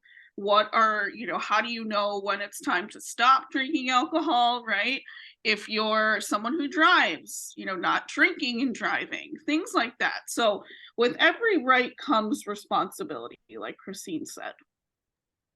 And I will just add to that, going to a bar. We had someone who said, knowing what medications you're on and maybe knowing your personal health history and knowing, is drinking good for you? So those are some other things too to consider as it relates to responsibilities. Oh, we also had from Bridget to have personal space, a right to have personal space. Thank you, Bridget. That means understanding that just as we have personal space, others have personal space too. And our rights cannot infringe upon someone else's rights. Absolutely. Okay. So just to review some responsibilities around privacy. It's really important to respect privacy and the property of others, and also remind others of your need for privacy. This especially goes along the lines of being sexual, right? Exploring sexual relationships. You can explore your body and your own sexuality in your room by yourself, right? That's a responsibility, making sure that we're doing things in private. And I think that that's really important to remember, right? That privacy is important too, and that's something that oftentimes we need to advocate for, especially if you're living in a setting where maybe you have a roommate or a lot of roommates, or you have staff that are around, right? So how do you advocate for that and have that communication and that dialogue with the people around you?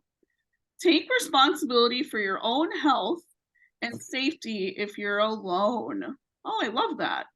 Knowing about your personal information and telling staff what you want and don't want shared. That's a really good one too.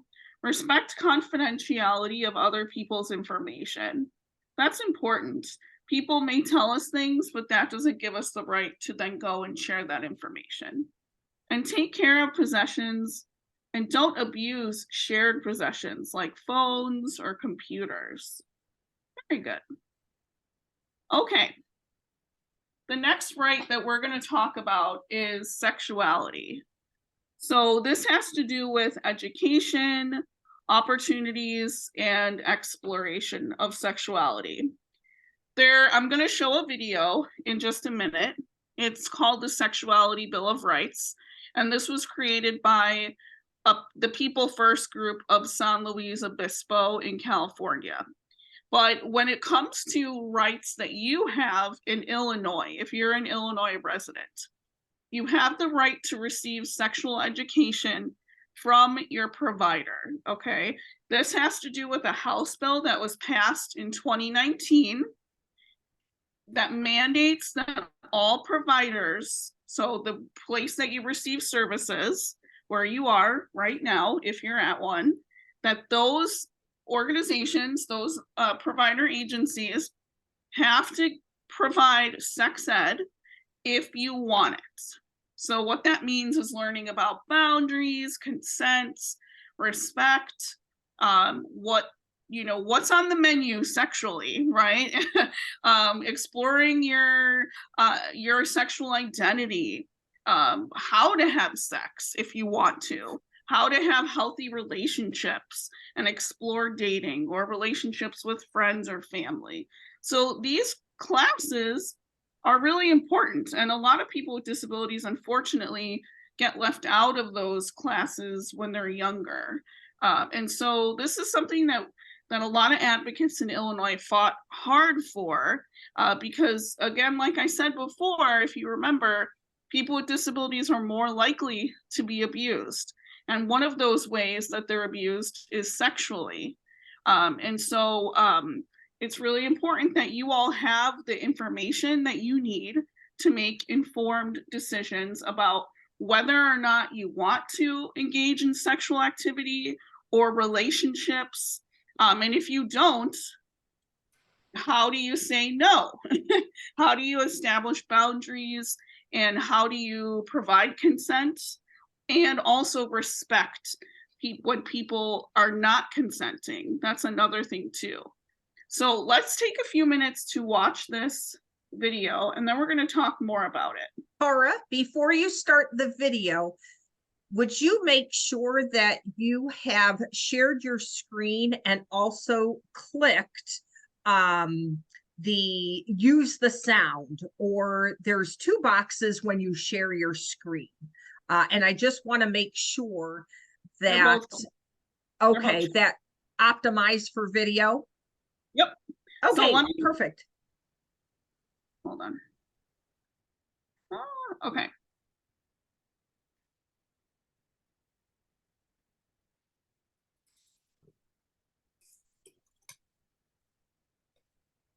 People Can you hear? with disabilities. Yes, there's something in the, there's a box in the way. There you go. To many people of their choice. People with disabilities have the right to engage in consensual sex, to engage in activities of sexual expression, do not infringe on the right of others, and to a private place where they can express their sexuality. People with disabilities have the right to educational information concerning sexuality and contraceptives. People with disabilities have a right to acquire any assistive technology, medical care, or equipment needed. Sorry, everyone. That I don't know what. Okay.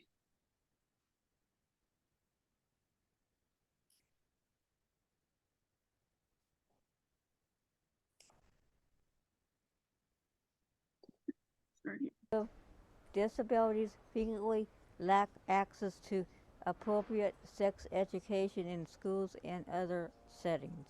At the same time, some individuals may engage in sexual activity as a result of poor options, manipulations, loneliness, or physical force rather than as an expression of their sexuality. Every person has a right to affirmation as a sexual being, to exercise choices regarding sexual expressions and loving relationships. Just because an individual has disabilities, regardless of their severities, does not justify denial of their sexual rights. People with disabilities have these following rights regarding sexuality, whether they live in the community or in institutional settings. People with disabilities have the right to many people of their choice. People with disabilities have the right to engage in consensual sex, to engage in activities of sexual expression, do not infringe on the right of others, and to a private place where they can express their sexuality. People with disabilities have the right to educational information concerning sexuality and contraceptives. People with disabilities have a right to require any assistive technology, medical care, or equipment needed to express their sexuality. People with disabilities have the right to refuse a sexual or any relationship with another individual. A person with a disability should never be coerced to have sex. People with disabilities should be free from discrimination, harassment, interference, and retaliation when exercising these rights to sexuality and when exercising the right to refuse to engage in any sexual activities. People with disabilities have a right to privacy about their sexuality. A person with a disability should never have to discuss their sexuality unless they feel comfortable. Okay. I know that was a little bit hard to hear. I apologize, folks. So let's talk about some of the responsibilities when it comes to sexuality. I mentioned a few of these before, but respecting yourself and others, respecting other people's boundaries, and remembering that no means no. So when we're talking about consent to sexual activity, we really need to make sure that we have a clear and communicated yes to engage in sexuality in sexual activities with someone. Okay. So the sexual rights statement that we just talked about, that was in the video, that's kind of the video that was made, these are the things that they were talking about. So the first thing here is to have body integrity, privacy, and personal choices respected, which means knowing how to protect yourself also, okay? So we want to make sure that you all remember that it's important for you to be free from sexual harassment, abuse, and assault, and other forms of sexual violence. This is a right. You can explore and define your own sexuality, your sexual orientation, your gender identity, and sexual expression without any judgment or discrimination from anybody, right? Especially your staff and people that are paid to support you. And it's your rights and your choice whether or not you will be sexually active. That's up to you and you only. No one can tell you what you can do with your body. Does that make sense? Good? Okay. Thanks, Curtis. Thanks, TJ. I see you guys. All right. The next thing is that you have the right to choose your own sexual partners and have privacy and dignity related to dating and sexual intimacy. This also goes with what kind of relationships you're in. You can be in a monogamous relationship, a polyamorous relationship. There's all different kinds of relationships that are out there as options. But the biggest thing is communication and trust and respect. And those are things that take time to build in relationships, right? And so, you know, being sexually active is a big responsibility. And, you know, that's kind of like the big thing, right? That we want to work towards, especially in relationships. And so starting at the beginning of developing friendships and, you know, acquaintanceships and, you know, having good communication skills, and those are all really helpful for healthy relationships. And so that helps when we're engaging in all kinds of relationships, but especially romantic and sexual. You have the right to have safe and pleasurable sexual experiences. I think this is a really important one because talking about sex can be really uncomfortable, right? Some of you may be like, oh, this is so funny, right? It is. It's kind of awkward to talk about. A lot of us maybe haven't talked about it historically with our family or friends or our staff, but this is something that is a right for you as a human being. You all have adult bodies that crave adult things, okay? And so we want to make sure that you know you can explore that in a safe way. Oftentimes we really focus on assault and sexual abuse, which is so prevalent. It's so common. But we also want to make space for talking about pleasurable, healthy, safe sexual experiences, because we're all entitled to that. And another thing I want to note is that even if some of us may have experienced sexual violence in the past, or unhealthy or unsafe sexual experiences, that doesn't mean that we can't have those safe and healthy ones in the future. Okay, there's always a path forward. And if you have experienced sexual violence or sexual assault, I hear you, I see you. I hope that you know that you're loved, and that there's help out there and resources and people that can help you process that. So Christine, if you're able to put some resources in the chat, just wanting to make sure that we're some of these topics can be a little triggering for people. So we want to share some resources.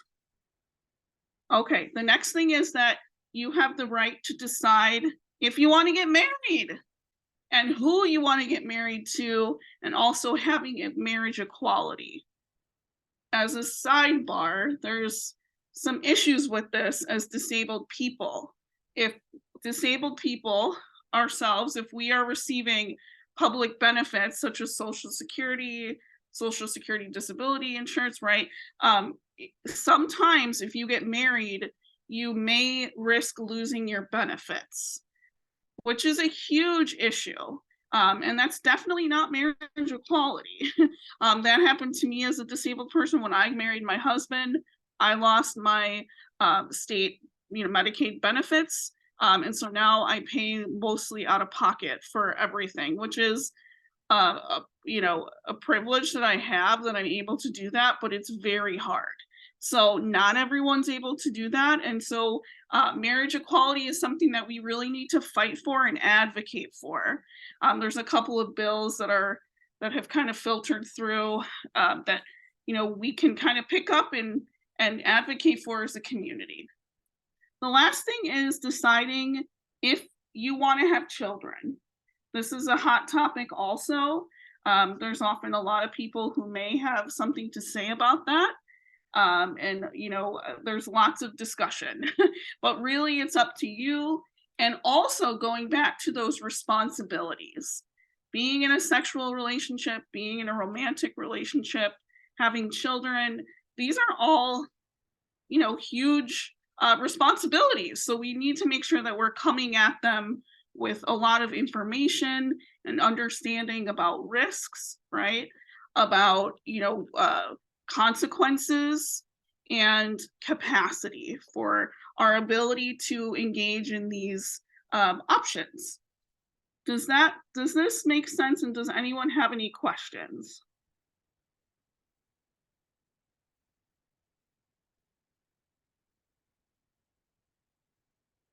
I'm just wanting to take a moment because this is something that I don't think gets talked about enough. That you are all amazing, wonderful people, and I think oftentimes, in this world, especially for people with disabilities, we sometimes rely on staff or family or things like that.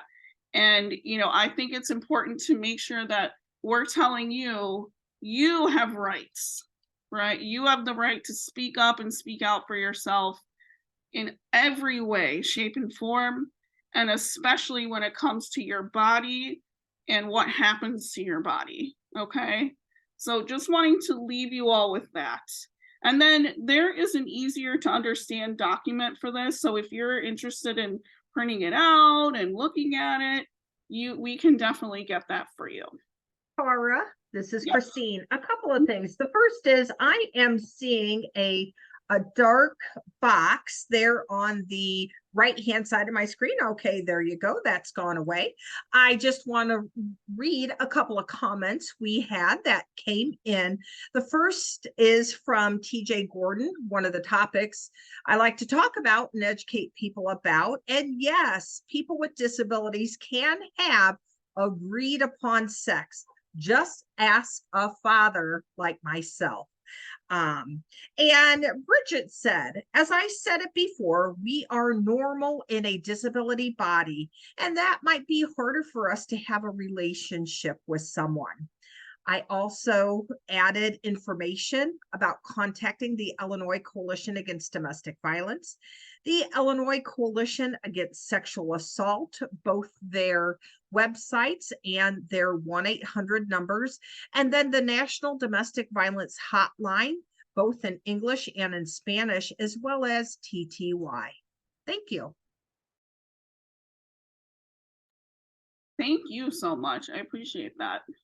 Okay. I feel like okay, here we go. Before we move on to another right, like I mentioned at the beginning of this section, you have the right to sex education, okay? And so our state has made that legal. We know it's a right, but sometimes we have to put it into law to make sure that, we get that right met, okay? So you all, again, just to reiterate, if you want information about sexuality, boundaries, consent, relationships, reproductive health, your agency where you receive services should be doing this for you. And if they're not already, you can ask for it. And there's lots of resources out there that talk about all of this.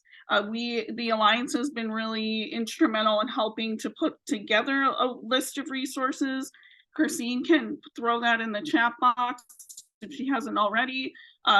Those resources are really good places to start if you have a lot of questions and you have internet access. The other aspect of this is sexual health.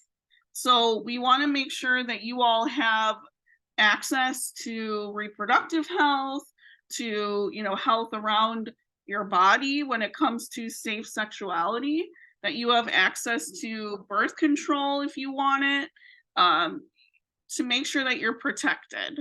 So these are really important things that are, everyone should have access to this. And then lastly, have an effective remedy for violations of fundamental rights. Christine just said that she put a bunch of resources into the chat box. Those are places that you would contact. Rape crisis centers are also a really good first step if you've experienced sexual violence. Okay. Freedom from harm. Let's talk about this. Adam, why don't you walk us through freedom from harm? Be free from abuse, neglect, being taken advantage of, punishment. What's that word? Coercion? Coercion. Coercion. Mm-hmm. Not be restrained unless in an emergency. Not be bullied, mistreated, or disregarded. Be informed of what to do if harmed. Have people believe you. Have legal safeguards available from court or third-party review. Not be given medications to sedate or control you unless prescribed by your doctor for medical treatments. Thank you, Adam. These are so important. And I think a lot of you can give examples of how there have been rights restrictions in either your life or someone you know in their life. I could give examples for a lot of these, especially the last one. Over medicating people is something that I've seen unfortunately done. And so again, this is all pretty shocking, but unfortunately, sometimes these things happen. And as disabled people and as advocates, you need to be able to speak up and speak out if these things are happening, okay? Unfortunately, they do happen, and we need to tell someone so that we can make sure it doesn't happen to other people, and hopefully create a better and stronger system where people can live wherever they want, in whatever setting, and be free from all of this abuse. And there's lots of responsibilities when it comes to freedom from harm.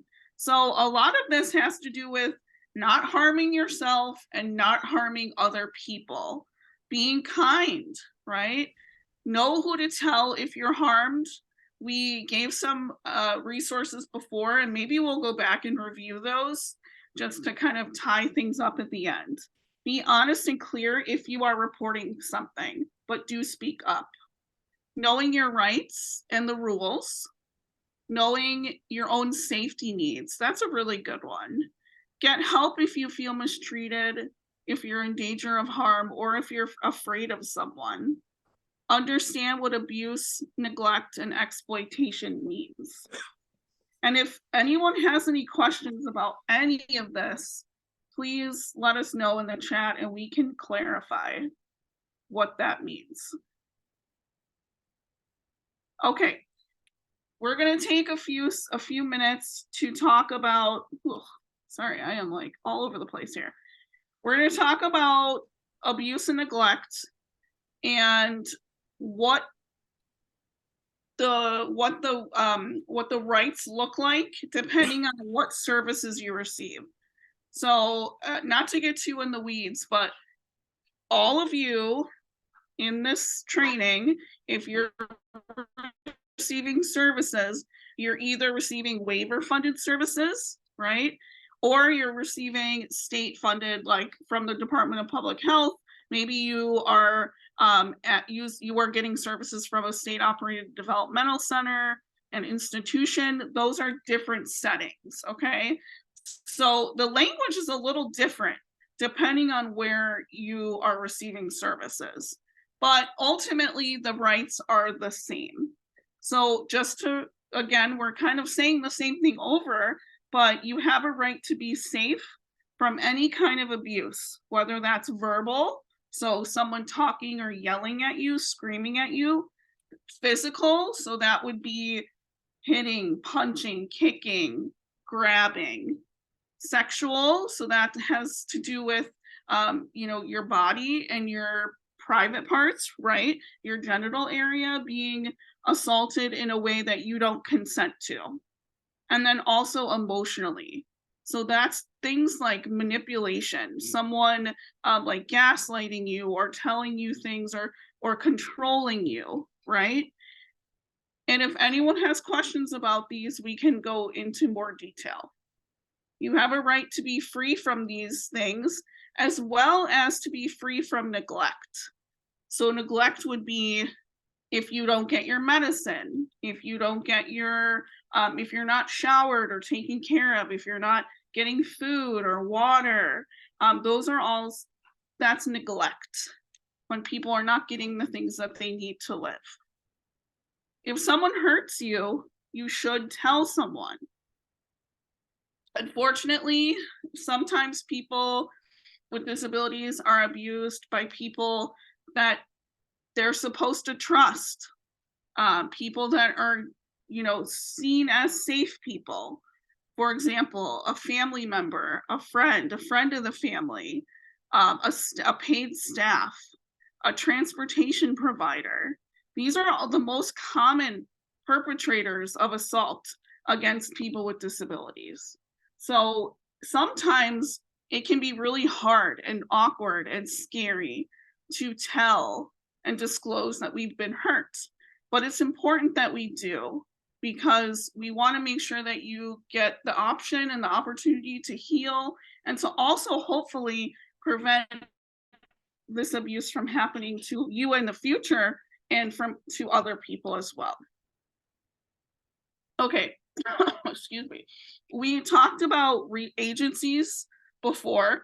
If you remember, Chris Lennart talked about Guardianship and Advocacy Commission. He talked about, what else? Chris, if you can, or Christine, you can remind me.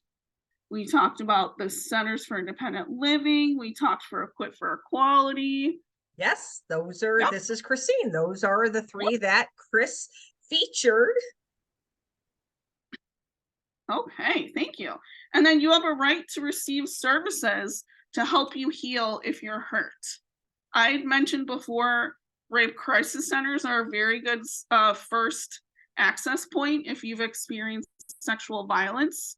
They're able to help assess what your needs are. Maybe you need to go to the hospital, maybe you need to talk to the police, maybe you don't, maybe you want to start, you know, small, maybe you want to just talk to somebody.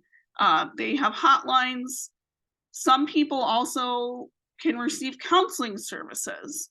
In Illinois, people can receive up to 12 free sessions, therapy sessions, for free, which is really amazing. That's really that's also something that advocates in Illinois have fought long and hard for. So just wanting to put that out there, that there are resources. And then also, Christine, if you want to take a moment to talk about Envision Illinois and what services and supports are provided through that entity. Yes, absolutely. Thank you for allowing me the moment to share about Envision Illinois. And Envision Illinois has been going on since 2013. The Alliance has been very thankful to be part of the statewide team that has administered Envision Illinois, and it is about bringing together service providers and violent services, victim services, to better support people with disabilities and deaf people who experience domestic violence. You can learn more about Envision Illinois by checking us out at the Illinois Coalition Against Domestic Violence's website. I will put that information into the chat box. Envision Illinois was a bit of a continuation of another project that the Alliance was involved in for many years. That project was called Illinois Imagines, and that was about supporting people with disabilities who experienced sexual violence. So I will put that information into the chat box, and we welcome you to check out that information and to connect with us if you have any questions. Okay, thank you so much, Christine. Okay, let's talk about reporting rights violations. As we said, you have a right to report any violation.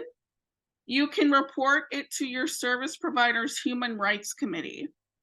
Every agency has a Human Rights Committee.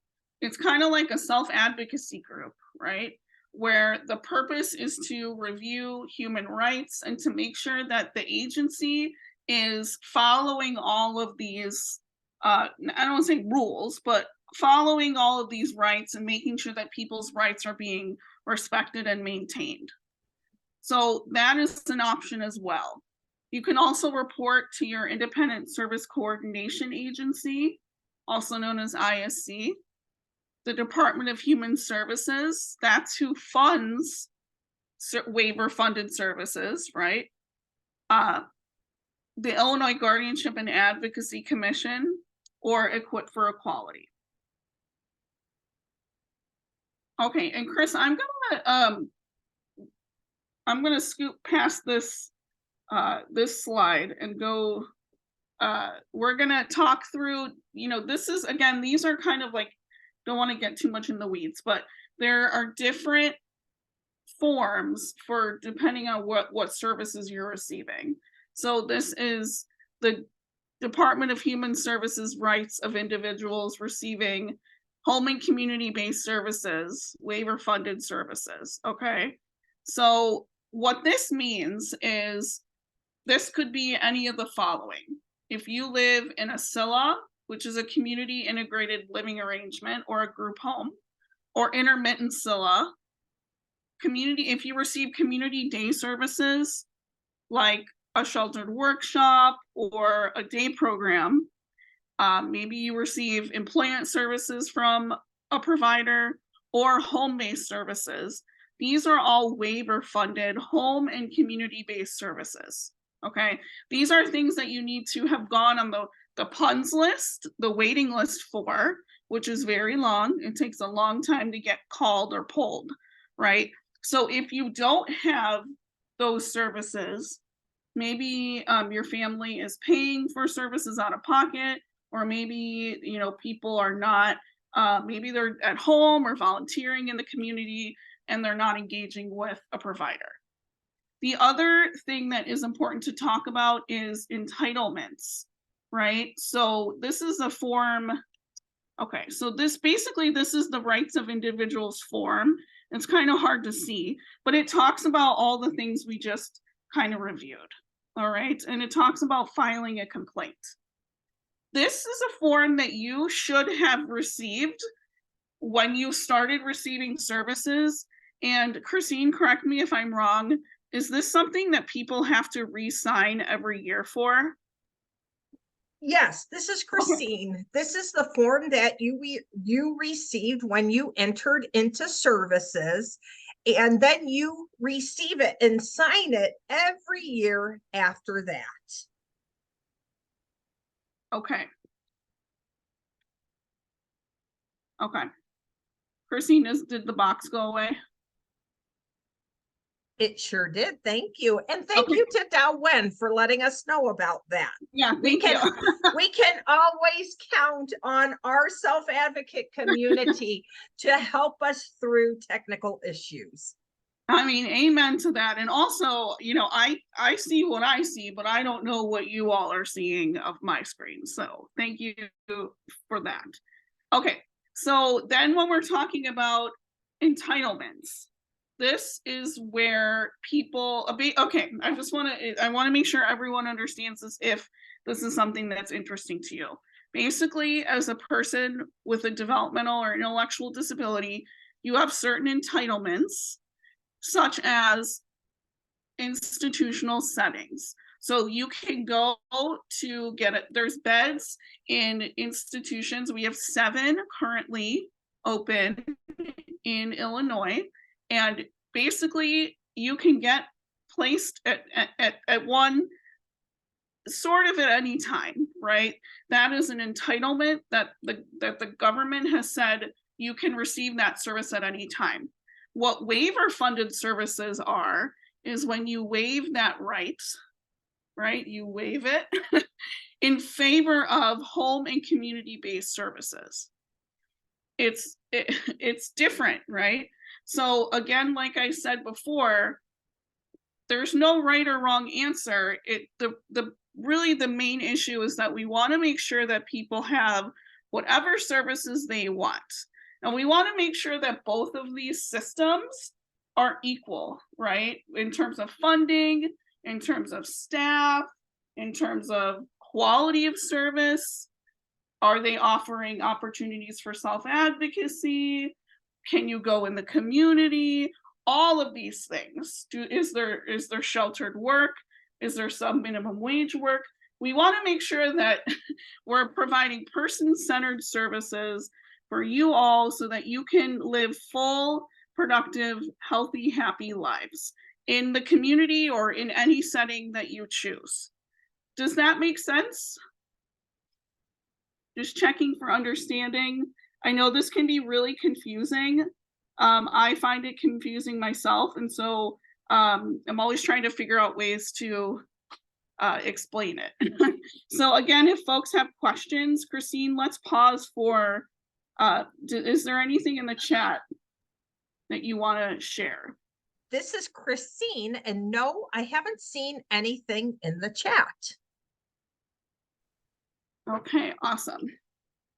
All right, and then this is the form that individuals receive if they are in state-operated developmental centers, if they are receiving those services. As you'll see, this form is a lot shorter. I think this is an opportunity for self-advocates in those settings to maybe, you know, work on this. Some of the language is pretty outdated.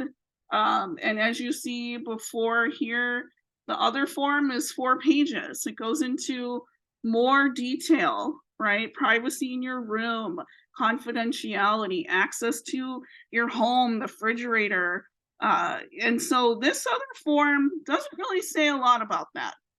Okay, so I think this is, again, it's an opportunity to really think about how do we make sure that both settings have similar rights and less rights restrictions, if that makes sense. Okay. So we're coming to the end of our day. We're very much ahead of schedule. So I'm going to open it up to the audience, and I want to hear from you all in terms of self-advocacy and rights and the things that we've talked about today. What are some pearls of wisdom or new things you've learned that you want to just kind of tell us? What did you learn today that you thought was cool? Was there anything new? What rights spoke out to you? And this is Christine. You have a choice in how you speak out. You can type it in using the chat box and I will speak your words. You can choose to take yourself off of mute and share it that way. I ask for everyone to just receive the information that may be shared with grace and with dignity, understanding that we all come from different perspectives and we see things and we experience things differently. So let's all remember that, to be kind to folks who may not have the same ideas that we do. That's okay. We're self-advocates. And we got our first comment. I didn't know that there was a touch screen option for voting. Thank you for sharing that. Thank you for sharing that. I've only seen one touch screen voting machine in my life. All right, here's another amazing comment. I didn't know I have the right to challenge how much meds I am taking, or if I can take meds at all, and explore other options. Yes, you have a right to your body. I now know I have rights to control our body, which means yes or no to sexual activity. Thank you for sharing those wonderful rights and other information that you have learned.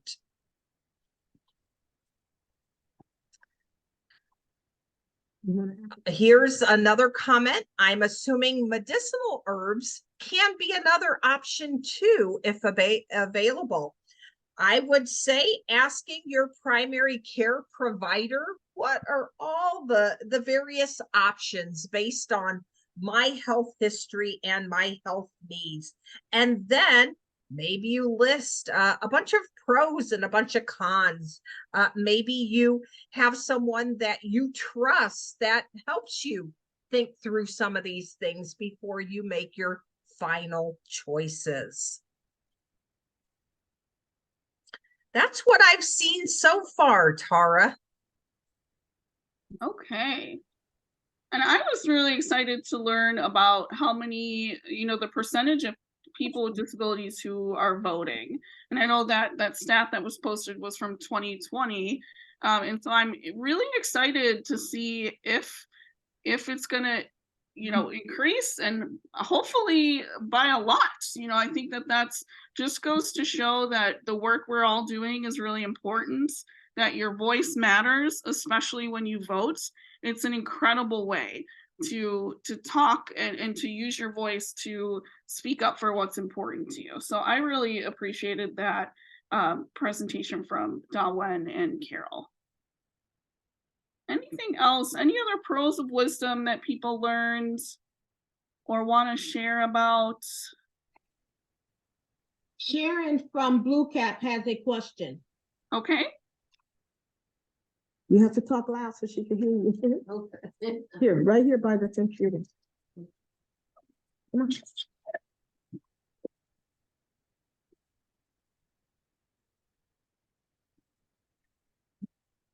Go ahead and ask your question. She can see you also. Well, right there. She can see you. Just look into her. Hello? Hi, how are you? Fine, how are you? I'm good. I want to ask about the sex and stuff. Okay. Um, I don't like to hear about that. Okay. Kind of strong and stuff. Yeah. So it sounds like maybe attending a class at your agency would be really beneficial. Yeah. So is there someone that who can you talk to about that in the room where you are right now? Is there any? Your Q? Yeah, yeah. So you Yeah. can talk to your Q, and maybe your Q might not know what the protocol is, where your agency is with providing that and setting those classes up. But you know, the Qs for all of you who are on staff, this is something that the state has said is mandated now. So it's definitely important to ask those questions on behalf of the people you're serving. You know, where are we with this? How can we get this in motion? What can I do to help? This is really important information that you can empower people with. So thank you so much for that question. Welcome. Woo. Thank you. Yes, thank you, Sharon, for being Welcome. bold and brave in speaking out about something that's important to you. I'm going to read a couple of additional comments. I have a right to LGBTQ plus relationships, and L stands for lesbian, G stands for gay, B stands for bisexual, T stands for transgender. And then we also have, speaking of voting, will we still have to choose a party in primaries, or will we finally have a right to select candidates in 2 or more political parties? That may be a Carol and Dawen question. So speaking of voting, will we still have to choose a party during primaries, or will we finally have a right to select candidates in 2 or more political parties? And then from Bridget, I learned a lot on being a self-advocate and how that it is important to become a leader in your own life. Yes. This is a great way to learn about having a safe relationship and being safe. Thank you, Bridget, and thank you, TJ. Okay, and as we wrap up, if there's no more questions or comments, Adam, why don't you share what this says on the screen? The more you practice, the better you get. Yeah, anything you want to share about that from your own personal life and, you know, some of your history as an advocate? Yeah, just being able to go out in the community and speak about what is important to me and how to get stuff done, and just be the person who you are, you know, and learn from your mistakes and then just get better. I love that. And we didn't really talk about this today, but the Alliance, we didn't really do an overview, but our mission is to help people like yourselves learn about self-advocacy. We have a lot of services that we offer, like today's training. We also have presentations that we can do for your groups or your agencies like we did today, right? We also have a leadership program called Ambassadors, where we talk about leadership, doing presentations, learning about technology, learning how to do an elevator speech and a presentation, how to connect with legislators, do an action plan, and set goals for yourself. So that's something that we can help your organization set up if you're interested in that. And then lastly, we offer support for member group chapters. So if you're interested in creating a self-advocacy group, starting one, we have lots of resources to help you do that. Yes, yes, yes. And then I'm going to put the info account if you're interested in learning more about that any of those things that I just talked about, send us an email and we will get you some more information. And this is Christine. Chris Lenart, the Alliance's policy coordinator that you heard from earlier today, shared that he heard that parties are going away soon. And I think this is in relationship to the question that was asked, will we still have to choose a party in primaries, or will we finally have a right to select candidates in 2 or more political parties? So what Chris has heard is that the parties are going away soon. I don't have any information on that. I tend not to get involved in politics. So if that's still a question, we can help you search out that answer.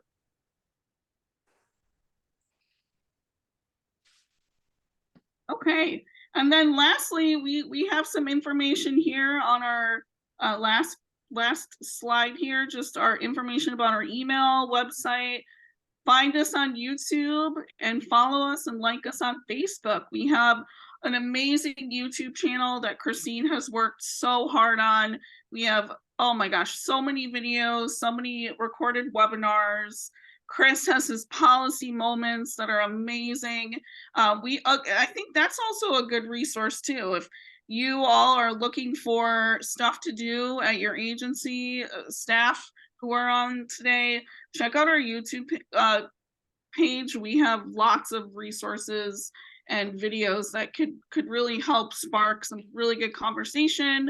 And so be sure to check that out. Okay. Anyone have anything else before we end? Just want to close it out. Yeah, that sounds great. Thank you so much.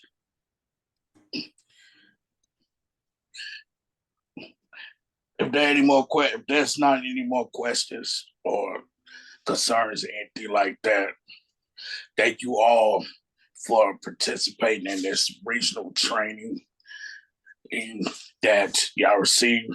Even some of the ones that have did their trainings in person, we thank you again for coming along again as well. And we also wish you all enjoy the rest of your beautiful day. The sun is finally springing out. The cold air is going away a little bit, even though we just the start because it's the winter. But all y'all have a blessed day. And some of y'all, if I don't hear from y'all for the rest of the week, have a blessed week. Thank you all so much. We appreciate you.